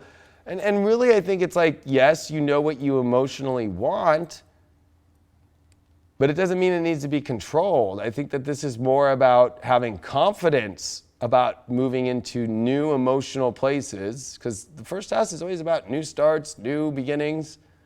And it's a new emotional start that you can actually get what you want, but it's about finding comfort in a way that truly can be something that you actually can have. You can actually have the emotions that you really want to have. But with the moon being the ruler of your ninth house, there is something to say about you need to expand into something that will actually take you into new adventures that you've never been before. Not places that you already know, not relationships that you already have been kind of through, typical understandings, seventh house, like Capricorn, like, no, like where you've already got it all figured out and the plans are all there and it's pretty predictable. Like, I think that you need to go and really feel deep emotion in a way that you never have before. And I think that there's light waiting for you there. It's just like, don't be afraid of the power that's there. I think there's a fear of that. There's always a little fear, you know what I mean? You don't want to fully put your trust into someone and then they end up just screwing you. It's not a good feeling, mate? Yeah, Libras are next. Oh, fucking A. The cycle is back. Oh, jeez, Louise. Those Libras, they just attach to me, apparently. So while we're looking Or at this vice Libra versa. reading, I am 101 Dalmatians patch. You long to know what makes you special. This yearning can cause you to explore places where you feel more distinct. You choose heroes and heroines who reflect your desire to possess talents no one else has and memorize every detail about them. This helps you develop your own talents. Before long, you become to the happy realization that you are special and always are. Patch bestows the gifts of intelligence, inquisitiveness, and self-awareness. He teaches you to value and cultivate your authentic qualities instead of revering the pretend abilities in someone else. Feeling good about yourself and your place in your life is the keys to success. So am I the rat from Ratatouille? Is that who that character is? Am I the little chef boy or rat? You are Colette. I don't know what that is. Colette is the character. The rat? The mouse? The Ratatouille? The cook? The chef? Here, look at here. This is you. What the hell is that? Hold on. Let me. Oh, I would much rather be the Ratatouille. The girl. Oh, with the short hair. Colette with the short hair. That shit's weak. F that. Hey, I'm just showing you. See, I'm Patch, bro. Oh, yeah, I know. I think he got turned into like some gloves or something. No, he didn't. Yeah, I think gloves or socks. In the whole movie, Yeah, I they think don't have all 101 Dalmatians definitely talking. socks. They only have Patch and a couple others. That's it. Yeah, I know. That's why he got turned into some socks because he wouldn't stop No, talking. Pat. All the ladies want Patch, dog. Colette's pretty dope, though. She's fucking cunning businesswoman.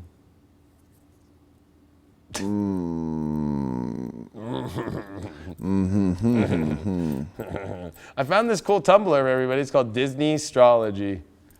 There you go. And then you can look Everybody up. look it up. Post you it. can look up Post all your what it birthday is. stuff right there, and they got all the characters for every birthday. I'm just gonna say I'm the mouse. I'm the Ratatouille rat. The chef. The chef boy or rat. Fuck it. F that. You know what? F that chick. You know what? Take the Wheel of Fortune in your life. Yeah, exactly. I do what I want. I do what I want. Oh my God. That sounds wonderful. Don't die on us. Don't die on us. Take that control, dog. You just gotta breathe. Colette might be the best thing that ever happened to you. Fuck Colette. I'm Ratatouille. I'm the Weak. I'm the spaghetti noodle thrown up on the wall. You know what? Fine. Be Ursula. I'm al dente. Be Ursula. I'm al dente. I don't want to be her either. I'll be al dente. I'll be How about let's think of a great character you could be in a Disney movie. spaghetti from Lady and the Tramp. No. How about What's he gonna say? What's he gonna say? I was gonna say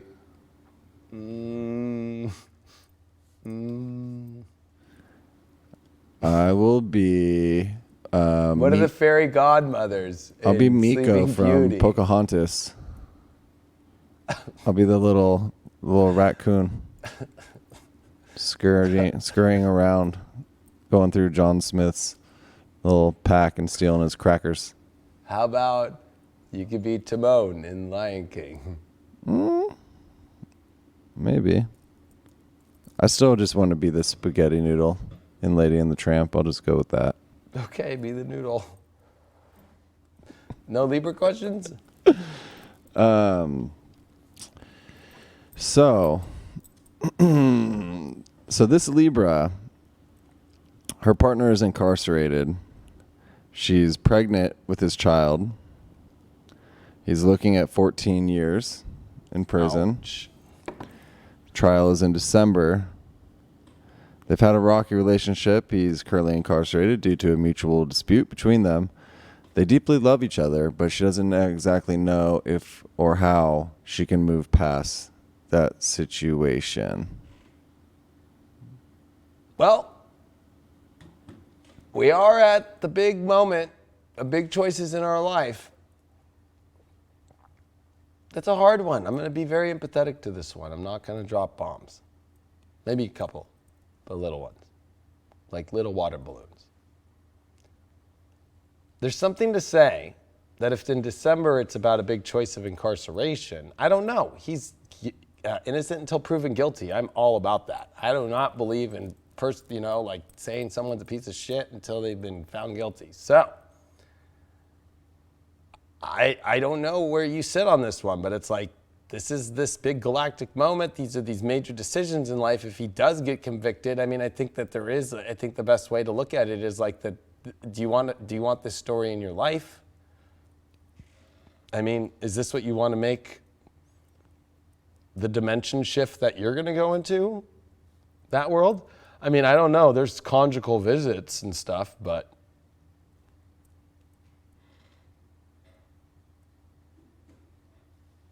it's a tough question. I mean, because you also have to look into the well-being for the child as well. I mean, if he's not a healthy individual, do you really want that to be around your son or your daughter, even though that person is the father of your child? I mean, you have to look out for that child first and foremost.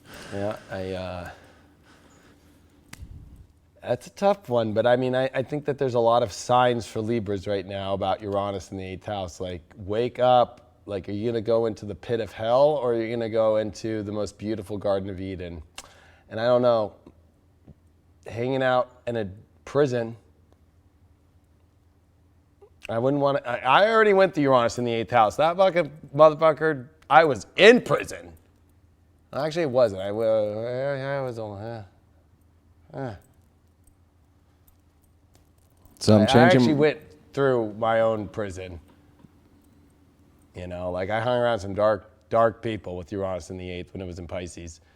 And if I would have known better, I mean, sure, you know what? Maybe she'll come out the other side of that, like, a decade later and be like, wow, man, that was fucking gnarly, Like, he got in a fight, then this happened, and then, you know what I mean? Like, what's the better for yourself? Not thinking about the kid. A happy mom makes a happy mom.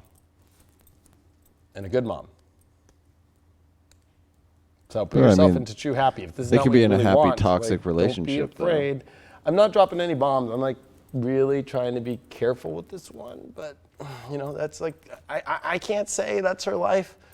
The astrology says, like, definitely don't go into anything weird, dark. Don't go into anything, especially with all this Capricorn 4th house. Don't be connected to the emotional roots because you find security there. Like, go towards a life that is going to bring you comfort and beauty, not only for your child, but for yourself. That's an uncomfortable place. Very uncomfortable place. Like, just even to go see my buddy, like, to go talk to him, and that's not even fucking state prison, is not easy. And you got to sit in those lines, and you got to fucking sign in, and you got to give your ID, and you got to fucking bring a lot of hand sanitizer with you. And most of the time, they're not given the, like, you're not given the quality of a true, hug or a true anything. Half the time you're going to talk to them behind a glass or a phone, or, there's going to be moments where you'll be able to see them, but not, I don't know if you've done your whole research yet on how deep that whole world goes. Like, you're not priority. You know what I mean? So, but that's a hard one. I mean, I get it, but you're not priority. Someone said that I could be a crush. And if it was a really healthy relationship, do you think it would really turn into a fucking jail cell relationship? No, I mean, it didn't seem like it was a healthy relationship at all, because it seems like there had some sort of quarrel between the two of them that got him locked that's up. What I'm saying, and even thinking and contemplating about it so much. He's also a Libra as well. Did I mention that? They're both Libras. Double Libras? Ooh. Yeah. Well, you know what the most expensive celebrity divorce ever was 2 Libras, when it was with Michael Douglas and fucking Catherine Zeta-Jones. All right. He also said that he got throat cancer from going down on her, so. Is that what he said? He got HPV, right? Yep. Yep. Just crushing every man's dream. She took all the money. He lost the most money. All right. Power. Come on, Libra. You got to step into your power now and make some big power choices in your life that is going to put you in the power position. Don't be afraid. Mars is now going to, it's in Scorpio this week. You got to do what's better for your long-term goals, especially your self-worth. you've got to step into the power of yourself now. This is where you do best, Libra, is when you step into the power of knowing what is powerful for your self-worth and what you want to receive. If you want to receive jail, fucking receive jail. If you don't want to receive jail and you want to receive fucking, you know, amazing fucking, I don't know, hotels in Vegas, like with breakfast in bed, choose that.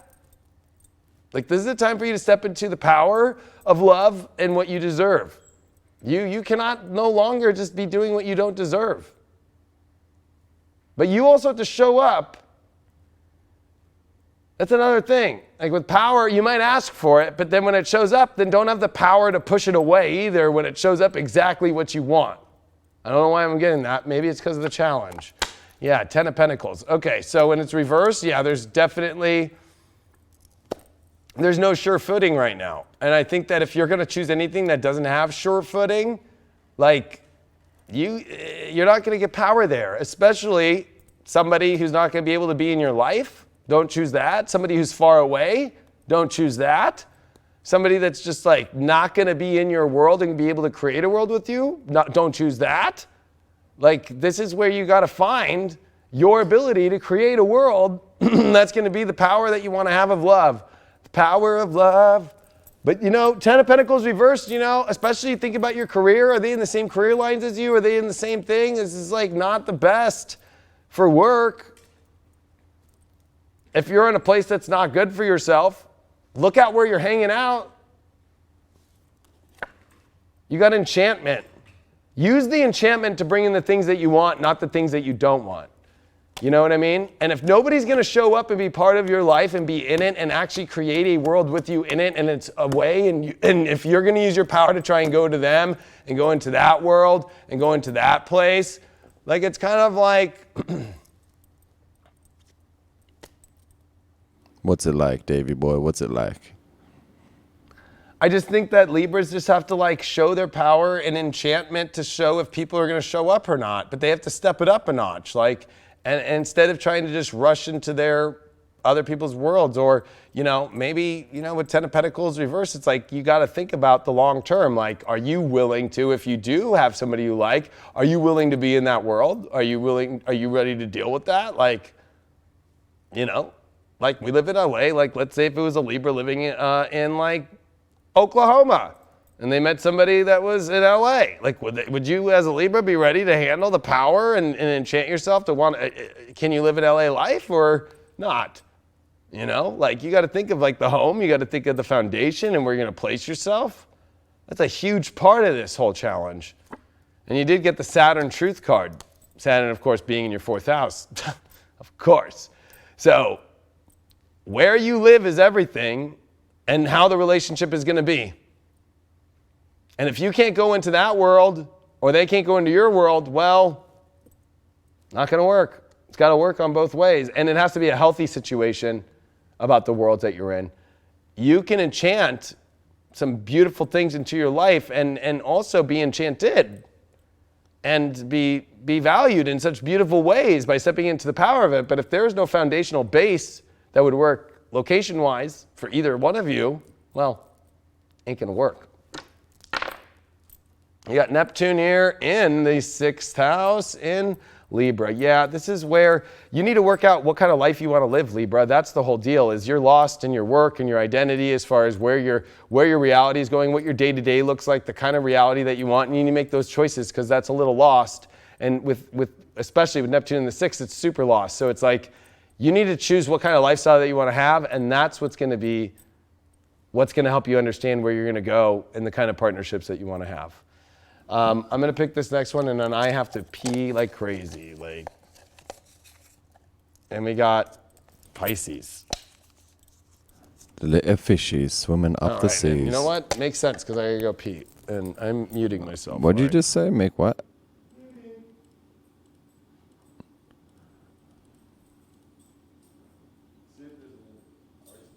Well, hello there, my friends and dear audiences. Thank you for joining me in Craig's Corner while David steps away from a moment.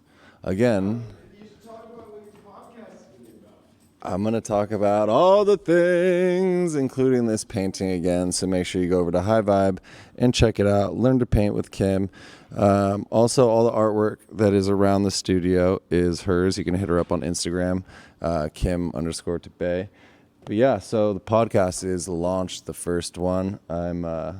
I'm excited to get it out into the world. It's with a good friend of mine named Bill Anderson. He first introduced me to kind of the world of healthy eating when I was a senior in high school back in 2005, and he had just gotten back from meeting with all these indigenous tribes and natives of America, because he'd figured out that chias fight against diabetes, and Mexico is leading, one of the top leaders in the world of onset diabetes in children, along with the Native Americans as well. It's very good stuff. All you gotta do is get, some organic chia. It's 9-to-1, so you can do 9 tablespoons, or 1 tablespoon to 9-part water. Basically, just a bunch of tablespoons in water. Let that soak overnight for at least 12 to 24 hours, and you just take spoonfuls of that. It helps you uptake the nutrients in your body. So we get into that a little bit. We get into his spiritual journey. David and I actually were talking last night about the next one that we want to do. I want to have him on there, and we're going to be speaking of the past life regressions that we have done. So that is something that I'm really looking forward to. If none of you have done a past life regression, I know some people have, and it's kind of somebody telling you what's going on, which is completely different than actually being put under hypnosis and seeing what actually happened in your past life. It's pretty mind-blowing. I'm excited to share it all with you. I know David is as well, because we both have had some pretty mind-blowing experiences.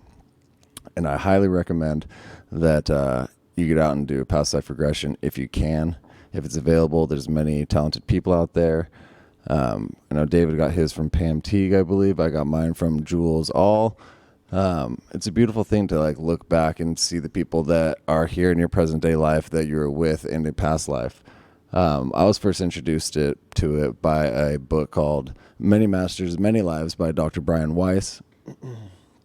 That completely opened my eyes up to what is actually going on in the world, because he was a clinical psychiatrist, and he kind of stumbled upon the whole past life sessions through working with a patient that he couldn't get over the trauma. So it's very interesting stuff, and it's called The Doors of Perception.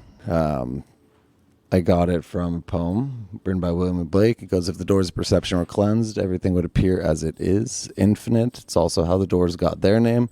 My favorite rock and roll band ever. I am the Lizard King. I can do anything. Where is your will to be weird, baby? Leo King is back. I dropped the bomb that we are going to be talking about our past life regressions on the podcast at one point. Gave them a little sneak peek. I think it'll be good. Actually, I know it's going to be good. Just a little friendly conversation between friends. Give away. I didn't give anything away. I just said that that's what we're going to be doing. I didn't tell them no secrets. Don't give away all the secrets. No sneak peeks. I just told them that that's what that we're going to be talking about. Is about our past life experiences, and that some people claim that they did past life experiences where it's people just telling them what their past life was, and they didn't actually experience it for themselves. And in my opinion, it ain't shit if you don't see it yourself. What would you say? I agree. Although, in astrology, I can tell somebody get really pretty close on where their past life was and give them all the details. It's all there, but it's you got to still go through the experience, because I can't give you the whole experience. I can just give little it's like watching a movie. I can give you little minor scenes, little flash, here's not even a full trailer either. Just here's flashes of the scene, but you have to go through the whole movie. You know what I mean? Definitely. And the podcast is available on High Vibe, on the apps or the website, highvibe.tv. It's there. You just kind of scroll down to the bottom. It's called The Doors of Perception. You will see this mug with the logo that I created, which I think is pretty badass. Very badass. So I hope you all enjoy it. All right, do we have any Pisces questions or no? Nope. Nope. All right, Pisces, let's see what's going on. All this sad stuff about your career life. Are you ready to make the big leap and change in your career and your long-term goals or not? You got the message card. The message is coming to you from a moth, like a moth to a flame. Now, I think that this is a good week because messages are coming from a much more higher dimensional space. You know, moths can transmute very positive energy. Like, there is something to say about going towards the light. A message from the light is coming your way, especially in love. Like, you know, about, like, are you really flying in the right direction? Especially with all this 10th house stuff going on. This is all the way all this Sagittarius stuff is for Pisces. Like, are you in the right career? Are you in the right place? Are you doing things on the up and up? Are you on a place where you are looked at as something that can be honored in a way that is respected? That's what 10th house Sag is all about. Pisces are either slippery slope on the negative side of their love lives and their whole lives. If they are not able to be on the total respectable and, you know, honored energy. And I think that for you, when it comes to love, that there's a message becoming very clear for you this week about if you're flying in the direction that you want. Now, there's something to say, like, I mean, a moth is beautiful, but there is something to say about the message is about how to go towards the light more in a relationship or in the kind of partners you're picking or where you're at in your relationship life. Like, are you ready to step up into the light? That's the message. Are you ready to step into the true love, to the true light? But that means that you have to yourself transmute into that light too. Your challenge is the Six of Pentacles reversed. This is very difficult because, one, you know, it's like there's an imbalance. It's like, you know, one, there could be money issues there, like fear of money or fear of how you make your money, or there could be an imbalance of like, are you really ready to step up into being able to do service in the world? But you know, it's like there's a little bit of this fear that you have to overcome of like an imbalance and to where, you know, like you might feel like a charity case, or you might feel like you're taking on a charity case when you just need to follow where the light message is, like where the positive more message is. Like, you're not in an imbalanced place unless where you conduct your business transactions, where you conduct, there's so much business stuff going on and work career stuff for Pisces, but it's interesting to see, it's like when it comes to love, where you do your business and where you do your love are very connected, but it can be very imbalanced if they're in the wrong places. This is a card of balance, Six of Pentacles. It also is a card of like transactional aspects, you know? I think that this is an important time for Pisces to go, can I step into the light? Can I really listen to the message? And am I going to move like higher up instead of staying in the same places, especially love-wise, if you look at the Six of Pentacles and picking partnerships that, you know, they're just not in alignment with the light message. Like, it's time for you to either step up into that or not.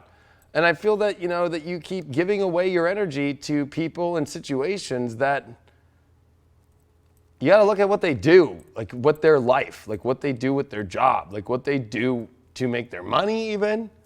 I know that might sound crazy, but like there is something to say about what are the people that you choose doing with their life and their energy, and what are the resources that they're using with, because that's very connected to the energy and if you're going to be able to step in your light or not, or if you're trying to be a light worker, if you are a light worker Pisces, or you're trying to step into light working as a Pisces, like the challenge is like the people that you pick and where what they do, and it's also in yourself, what you do with your energy, your commerce and all that energy, like if it's really in the light at all fully, and if it is, you got to be with people that are in that same exchange. Instead of you being the charity case and trying to always pick partners to bring them into spirituality or bring them into a light message. You did pull protection. So I think that you got to be protected of people who especially are not coming from the best places, especially when it comes to, they might be dealing with, you know, I'll be honest, Six of Pentacles reverse can be like criminal activity, or people who are not on the up and up, or who are using money in the wrong ways, or you got to protect yourself from people who are trying to make it like a charity case, like yourself. Like, you don't want to feel like a charity case. And I think that you got to protect yourself from people who are not in the light, people who are really not doing the work. Because there's something to say about, you know, there's going to be a lot of light out there, but is it a manipulative light? Is it a light that's taking you in a direction right now that doesn't feel like it's a fair shake? And I think that it's a fair shake on whether or not if it's truly in alignment with the true light call. But the positive part of this is like, one is I think that it's about getting rid of the protections that you have about the most beautiful energies and protecting yourself from the energies that are really not the best for you. So there's always like a dualistic nature to protection. Like I think that it's also learning to relieve yourself of protecting yourself from beautiful things and stop in allowing the things that are not and allow the good things that are. And you got the Black Moon Lilith, the mystery card. Yeah, you are dealing with some people that are dealing with things from the other realms that are not positive. Black Moon Lilith, of course, there is a positive mystery, but it is this kind of like, I will do whatever the fuck I want energy. And I think that this can be a really harsh thing, especially if you're dealing with people that are, especially with that Six of Pentacles, I mean, reversed, it's like with Black Moon Lilith, that's a very rare combination. That's a combination of people who are not on the up and up about money, not on the up and up about what they do with their energy, their resources, and kind of act like I'll do whatever the fuck I want. There's something to say too about this card in a positive way, is like, you can have what you want, but you have to be able to be in a place to where you are conducting a place to where you can actually do service, good service to the world. But it's like a rite of passage, that there's a mystery right now going on in your love life that you have to get to the bottom of, but it's whether or not you're stepping forward into it fully and showing up fully with the best energy that you can, that is not something that you need to hide. Six of Pentacles is out in the open, giving away money and balancing and giving things to charity and helping people. But there's something to say with this mystery here in this Black Moon Lilith. There's like this darker edge or a darker fear or a hidden element of things, of maybe you not wanting to reveal something to someone, or you afraid to reveal a message. But, maybe that message is that you're in a place where you're always trying to protect yourself. But when are you going to get to a place where you're not protecting yourself from allowing love to truly fly in? I think that there's a lot of walls around a lot of Pisces right now. That there's reasons for it on both sides. Either A, the people are fucking dark, or B, you're afraid of anybody being dark, or C, you're afraid of really moving into the light fully and actually having the great love. And it's too much of a mystery, but you have to take that quest into the mysterious place. And you can't feel like that you don't have the goods to do that. You do. Or D, all of the above. All the above.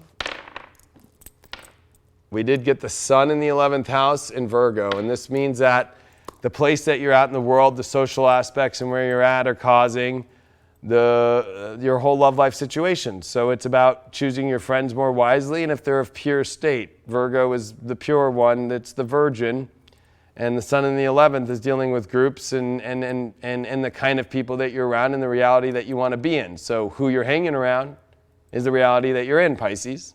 So if you want love, are you hanging around the kind of people that actually would enforce the kind of love that you want in your life? Look around. Look at the people that you hang around. Are they actually are they actually those people? Like if you're hanging around a bunch of people selling drugs, well, guess what? Probably a drug dealer will be your boyfriend or your girlfriend. You know what I mean? Like, it's pretty clear. If you're with a light worker, you'll be around, if you're hanging around light workers, you'll probably end up with a light worker. It's pretty simple. So who your friends are definitely connected to the reality in which that you are going to be. Or this is also another way to look at it. If you want love, go towards hanging around and find love that have people about the kind of life that you want to live in. It's very connected. These are big choices that you're making in your long-term goals with Jupiter, the Sun, and Venus, all in the same sign in Sagittarius. And that's it, folks. After the end of this week, done. All right. Now, we come to the new moon next week, and it's all right. Venus is in Capricorn. So, come on. Come on, Pisces. It's time to swim in the right direction, Pisces. Yep. We got, left? Virgos.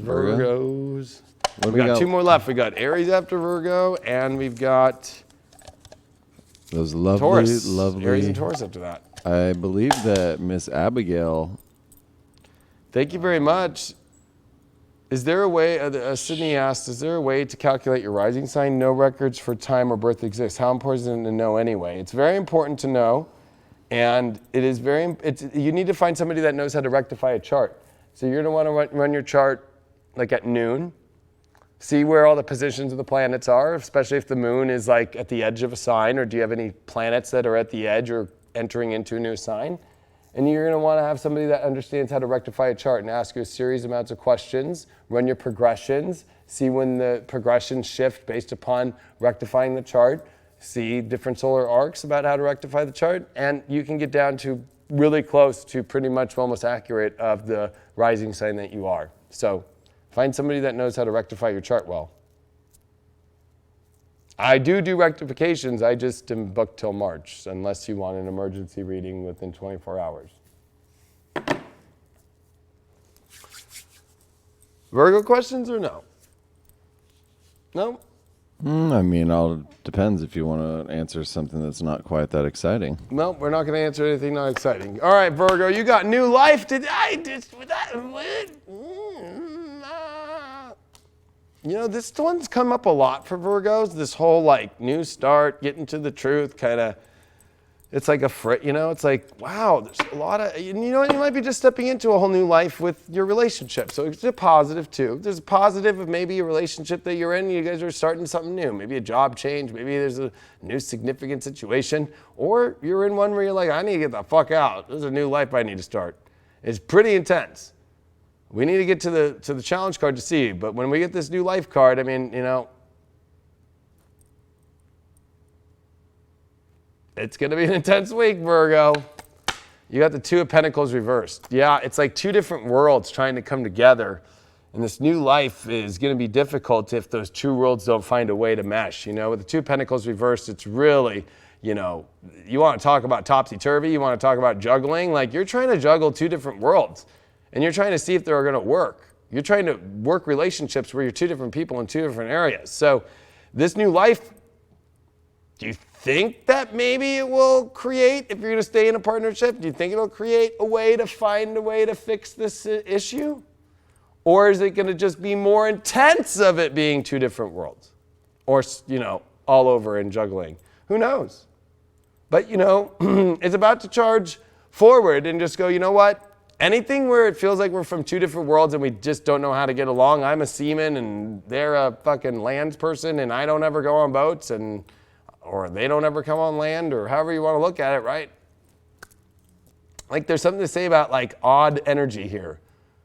And maybe it's time for you to look into new directions. Like anything from the past that you've tried to juggle and you're still juggling, new life. Anything that is current that is off, maybe you have to start a new life with them in a new direction. Past relationships, though, that you've been juggling in the past, you're just going to keep juggling them. You did pull the shine card. You know what? Part of the issue is that you're in a world where you're not able to shine. Like you're being outshined. And you need to shine. And you need to find a partner that wants to shine with you. Instead of also, it's kind of like, I'll be honest, I don't know why I'm getting this with the Two of Pentacles. Like, Two of Pentacles person, when they want someone to shine, kind of just like says it just to fucking get whatever they want. Like, fuck that.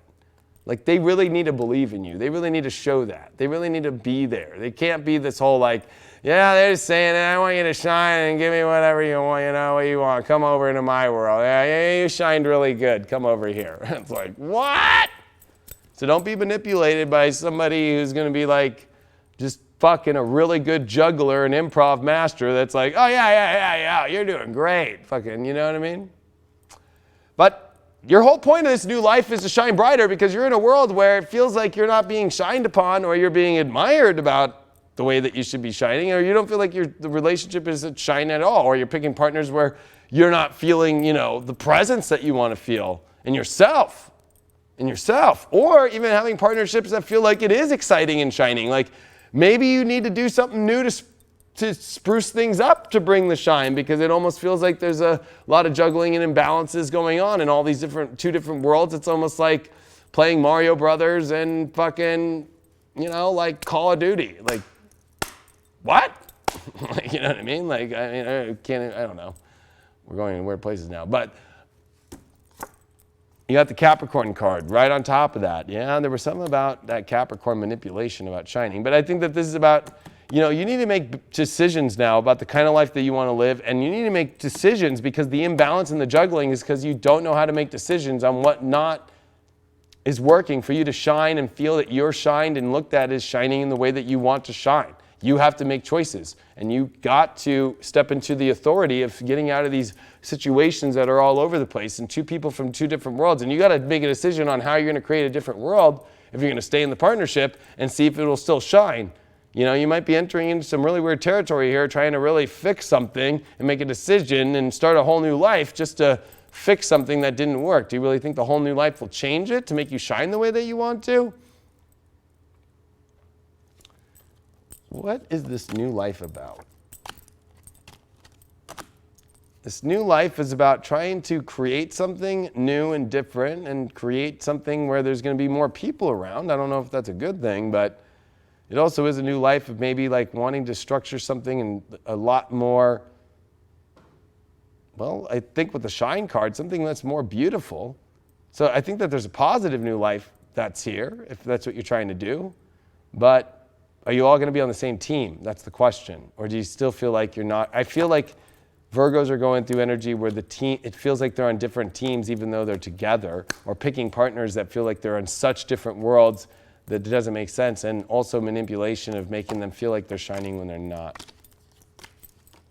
You gotta show up and shine out, motherfucker. They got Venus in Gemini in the third. There's a lot of communication that needs to happen right now, especially regarding relationships and self-worth and values. And you got to get clear on this shit. You got to own your worth and you got to speak about it on this week, especially in your fourth house stuff. This is the big fourth house transit for all the Virgos.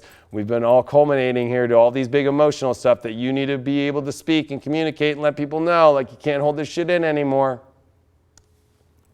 If you don't speak it, you got to look at the environment that you're at. Are you in an environment that's conducive to you and being able to feel like it's stimulating enough for you and making you feel like it actually, with Venus, especially in Gemini, like it feels like you're twins? Or do you feel like you're two different people?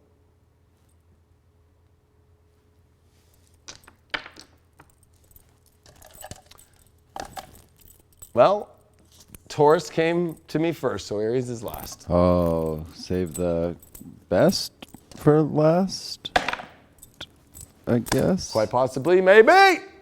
We'll see. Maybe.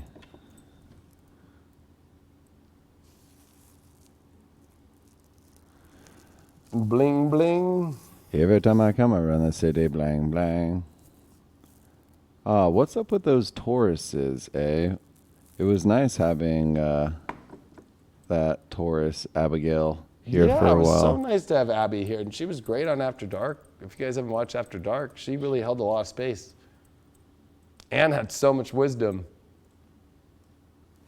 The most. Hope you're doing well, Abby. She's in here, I believe. Is she? I think so. Well, it was nice to have her. If she's in here, hope you're doing well. It was good to see you. I thought about you this weekend. All right. What do we got? We got any Taurus question or even a Taurus in a banner?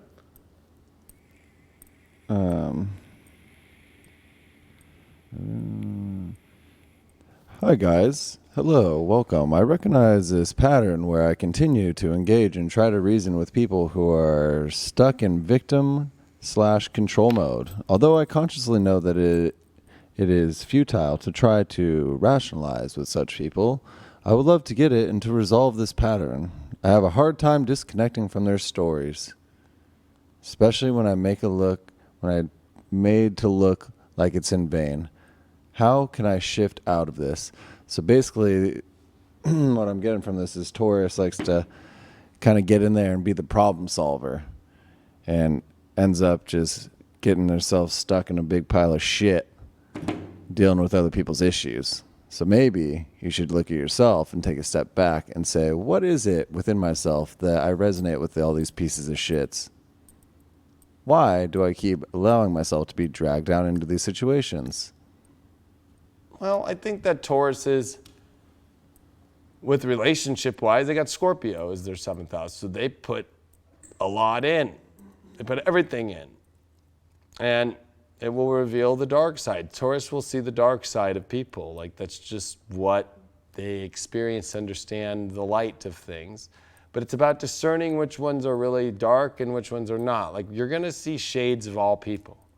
But it's like, are you going to be addicted to sometimes some of those shades? Sometimes Tauruses like the shady people for some reason. They like get a little off on that. It's like kind of their little like weird thing.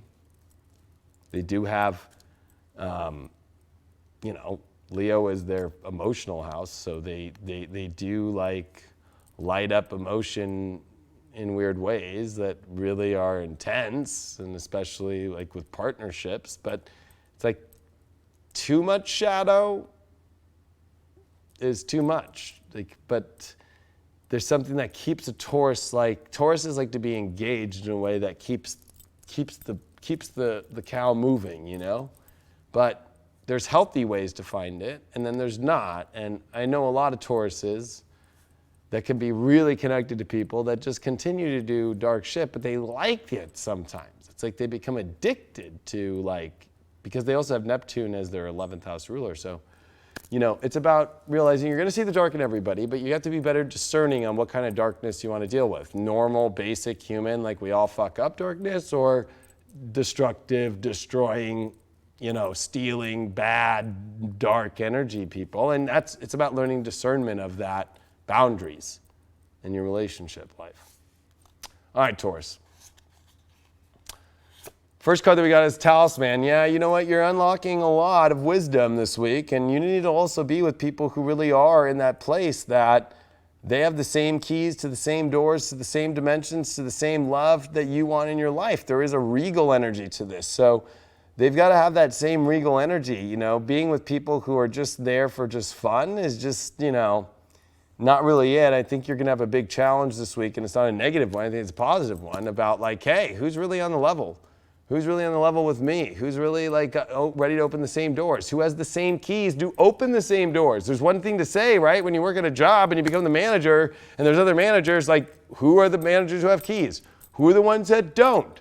So think about love like that. Like, does this person have the same keys I have to unlock the doors in life and love that I want to have or not? Because if they don't, like, what are you wasting your time for and having them use your key and then do shady shit with that fucking key? Wow. The challenge is the Hierophant card. So one, I think that, you know, I think it's important to pick people who are on the spiritual tip, not, and don't pick people who are not. But I also think that this card, you know, definitely deals with a lot of routines, and it deals with routines in the sense of like, you know, having some sort of, we call them rituals and so forth, like, and getting kind of caught up into that. The challenge could also be somebody's hardline beliefs and your hardline beliefs, and not seeing the same doors to open by key. So I think that this is one, getting out of your own way about your own beliefs, letting others, like if their beliefs are being a challenge to you, like, are you guys gonna open the same door? So this is a belief system thing.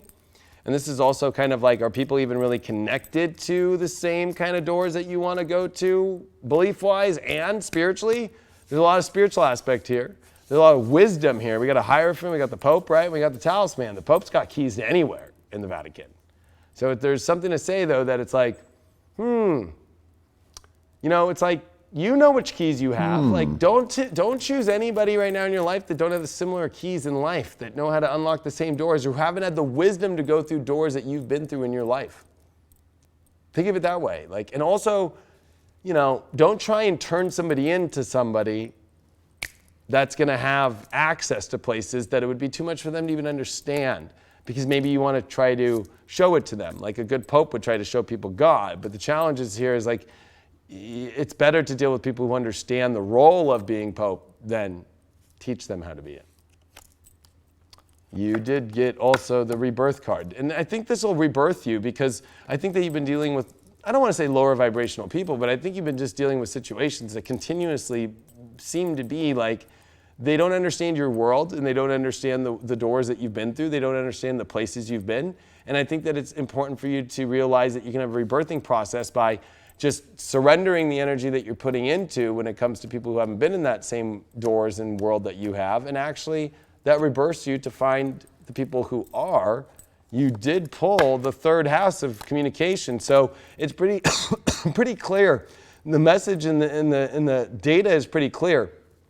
Who's been there and who hasn't? It's just by what they say, you know, ask questions, but not like say, have you been in the keys that I have? No, don't say that. But it's a lot like more of like, is the communication feeling like, wow, we get each other. We've been through similar situations. We understand. We can together formulate understandings of what doors open in life and which ones not, because you've been through that, I've been through that. There is a good aspect to this. So communication is going to be the key of wisdom, and the same wisdom, but also not hard-lighting the belief so much that it's like, well, wait, maybe you haven't been through it. Like, that's the challenge, is like, you're not the all-seeing eye here. There's other people who have seen shit too, but, you know, at the same time, making sure that you know which people, it's pretty clear who haven't been there. You don't need to prove anything. You don't need to try and take them in there and just be like, oh, you know what? Okay, yeah, they have been through that. Okay, move on. Not a bad reading. I really think it's a good week. I mean, look at, they even got first house Aries with Uranus. So yeah, like only connect to what you really want to, that's going to give you power. That's going to give you energy. That's going to give you vitality. And it's going to be something that's shiny, to be honest with you. Like first house Aries is very shiny. It's very powerful. And Uranus there, it's very potent and it's ready to go. It's relationships with people that know who they are and are excited about who they are, instead of you having to build that excitement up for them. You yourself, though, need to build that excitement up for the life that you want to attract the person in that what you want. But you have to make a choice in which radical new direction you're taking in your life that will also lead to the doorways of the people that are in that same similar energy. But you got to make a decision on that in yourself. All right, last sign we got tonight is the Aries. Aries. My Aries. favorite people in the whole wide world. Yahtzee.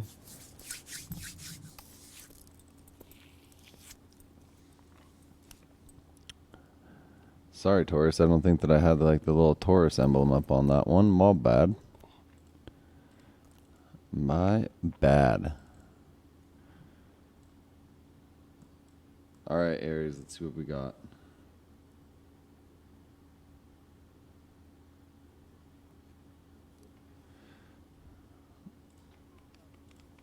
So this Aries wants to know what the difference is between being discerning or being hypercritical when it comes to relationships.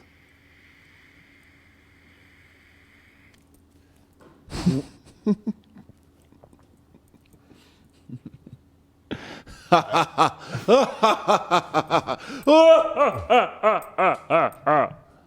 was going to say, like, I think that one's pretty clear, but we can go into it. I think discerning is like, okay, is this person like selling drugs, or are they like doing shit that like you have to be discerning because you're like, this person's just not, you know, in alignment with a positive element of peace in my life in a similar world and connection and all that. And I think hypercritical is like, you know, you're just trying to find, it's more of an excuse because you're afraid of either A, especially as an Aries, that they do something better than you, or B, you always are trying to put yourself in the position of a hero.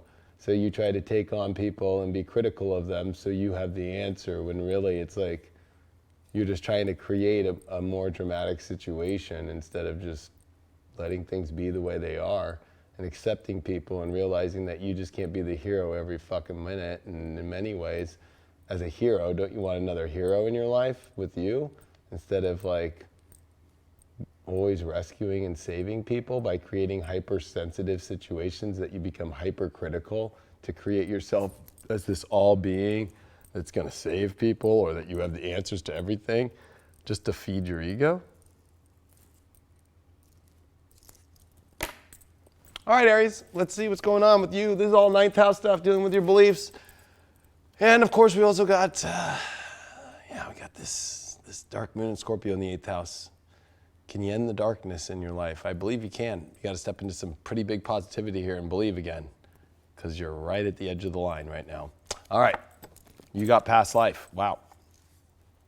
So I think you're dealing with past life situations and relationships that are very intense this week, that are going to be testing you because you have never crossed this threshold in your life right now.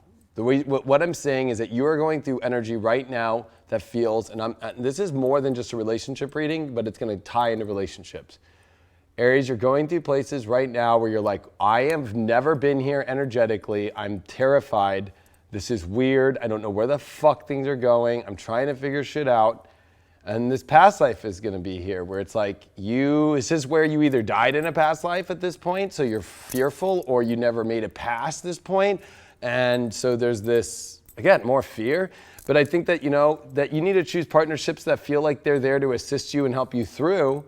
And you also at the same time have to let go of some partnerships that, if you're in love too, maybe that, if nothing's moving forward, it's like you've reached the end of time, like the karmic cycle's done. The past life situation is here and it's ending. And then there's something to say about past life situations coming in that are now to join you into this new place and where you're going to go forward more. There's a lot about trying to move forward and more positive, more expansive in your life. And if there's none of that expansion going right now, then that past life karmic situation is over. If you're single and you're not having anything, then yeah, there's something to say that you're going through stuff. But you also need to be in a space. I love how the sun is with the pyramid in this card, because there is something to say, like, you got to show up. You got to show up to the temple. You got to show up when it's daylight. You got to show up. You got to bring your light. You got to show up and have this kind of like karmic cycle engage, instead of backing away into a little hole with all this Mercury retrograde finishing in the 8th and the sun in the 8th. Like, you're in a hole. It's time to get out of the hole. And you also got to get out of holes that you're in relationships that you're stuck in, because the past life karma is done. You're not expanding anymore. Your challenge is, you're not in the best place. You got 7 of Wands reversed. You're not in a place of you can't take advantage of your life right now. You're not in a place of pole position. You're like in a place where you feel like you don't even know what to do. You're overwhelmed. You also, it could feel like, like there's too much stress from every direction. There's no more fun left. And I think that the challenge is that sometimes you do have to kick a past life situation out, especially romantically wise, in order for you to get into a better position in your life. You have no other choice. Like, you're being bombarded. It's almost like, it reminds me of like if there was a bunch of zombies running and you're encircled and you're like, they're about to jump on top of you. It's like, what are you going to do? Like, throw that past life partner into the zombies and run away. I don't think I'd mind being a zombie. You know what I mean? That is so fucked up. They could take a little nibble on my neck. Ow! But hey, you gotta put yourself in pole position here. Don't, it's like, what, we were talking earlier about the Titanic situation with Rose. Like, she fucking was like, wow, I got this piece of wood here and I'm doing pretty good. If he gets on it, I might lose it. So I'll never let you go. But, oh, there you go. I still got the jewel on me and I'm going to be okay with money and everything. And then somebody will find me and save me. But poor Jack, he didn't make it. He was from the lower levels anyways. Oh, the love of my life, let me drown and freeze to death. I like the zombie analogy. It's like, oh, babe, like, oh my God, we're done. I love you. It's like, I love you too. And then push them into all the zombies and then run away. Ah! And they're like, and they're like eating him. And you're like, well, okay, at least I'm alive. Oh, woo! Woo! Good fortune comes from doing this.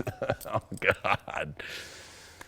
You got a lot of good fortune. You got to put yourself in pole position, though, however that be. I mean, I am not going to advocate throwing people into zombie, although they don't exist, so that doesn't happen. But, you know what? I'm going to be this is in Chinese astrology. So the rat is first place because there was no rules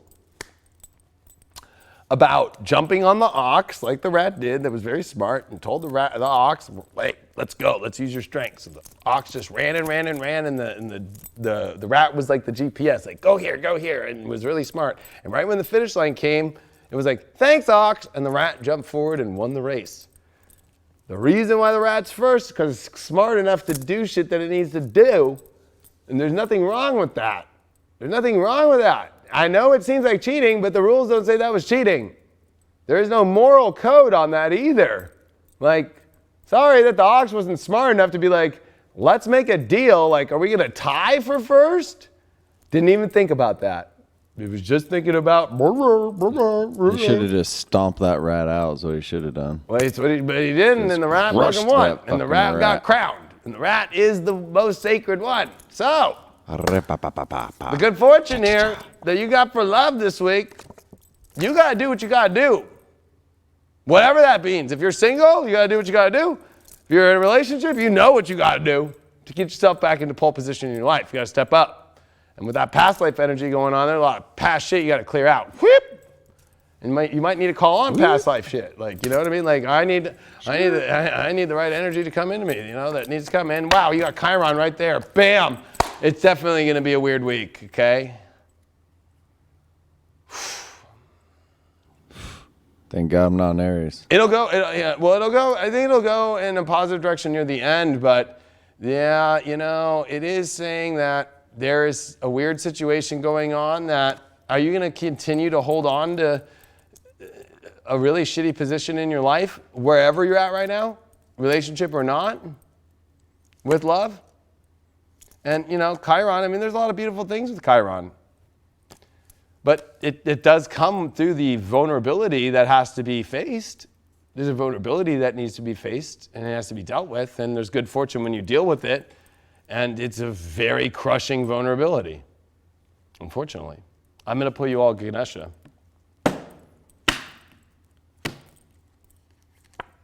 And you got guidance, which doesn't give us much. I mean, it's saying follow the guidance of the gods and the higher realms and the guides and the spirits, but we need to get a little bit more specific. Like guidance about what?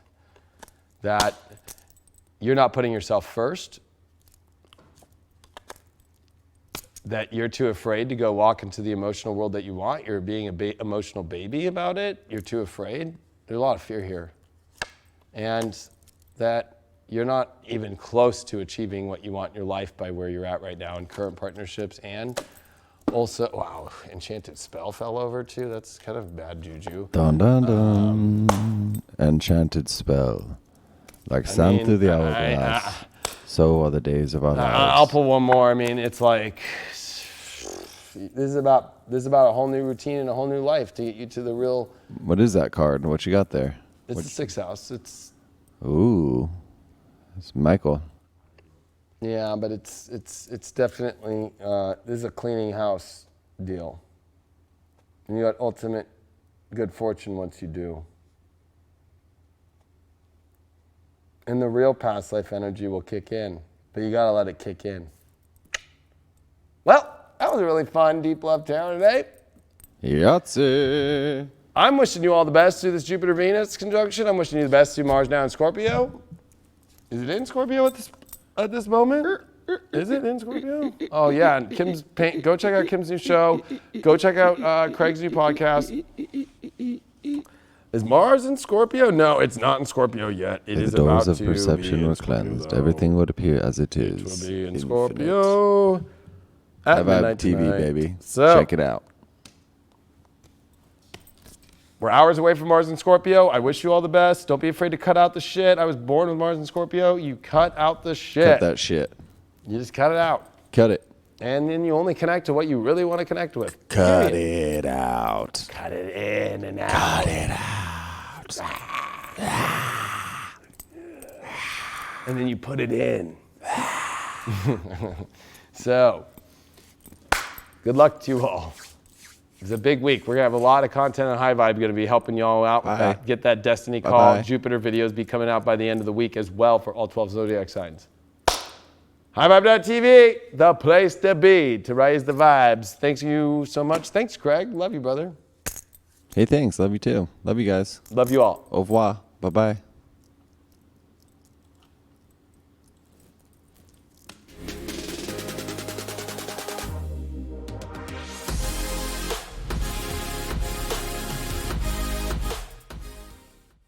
So this video is going to give you the tools, it's going to give you the steps, it's going to give you the questions for you to ask yourself, to prepare yourself. It's going to give you my opinions on what best course of action to take.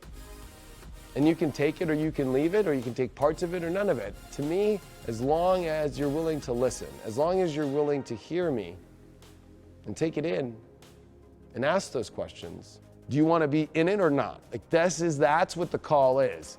And that is, I think, the deepest part of this energy is when people start going, I want the energy to go back to normal. You want the energy to go back to where you don't have to participate in anything anymore. And you just want to go sit back and watch the whole show. And guess what? The universe is giving you that opportunity here as the build up to 2020. But do you really want that in your life? Is that really, but I'm not saying, maybe I'm saying that because I'm somebody who feels that I don't want it, I don't want that. So I can't judge you for being in that space. But I can tell you from an astrological point of view that sure, it might feel more comfortable to be in that space, but there is going to be something of not being fulfilled.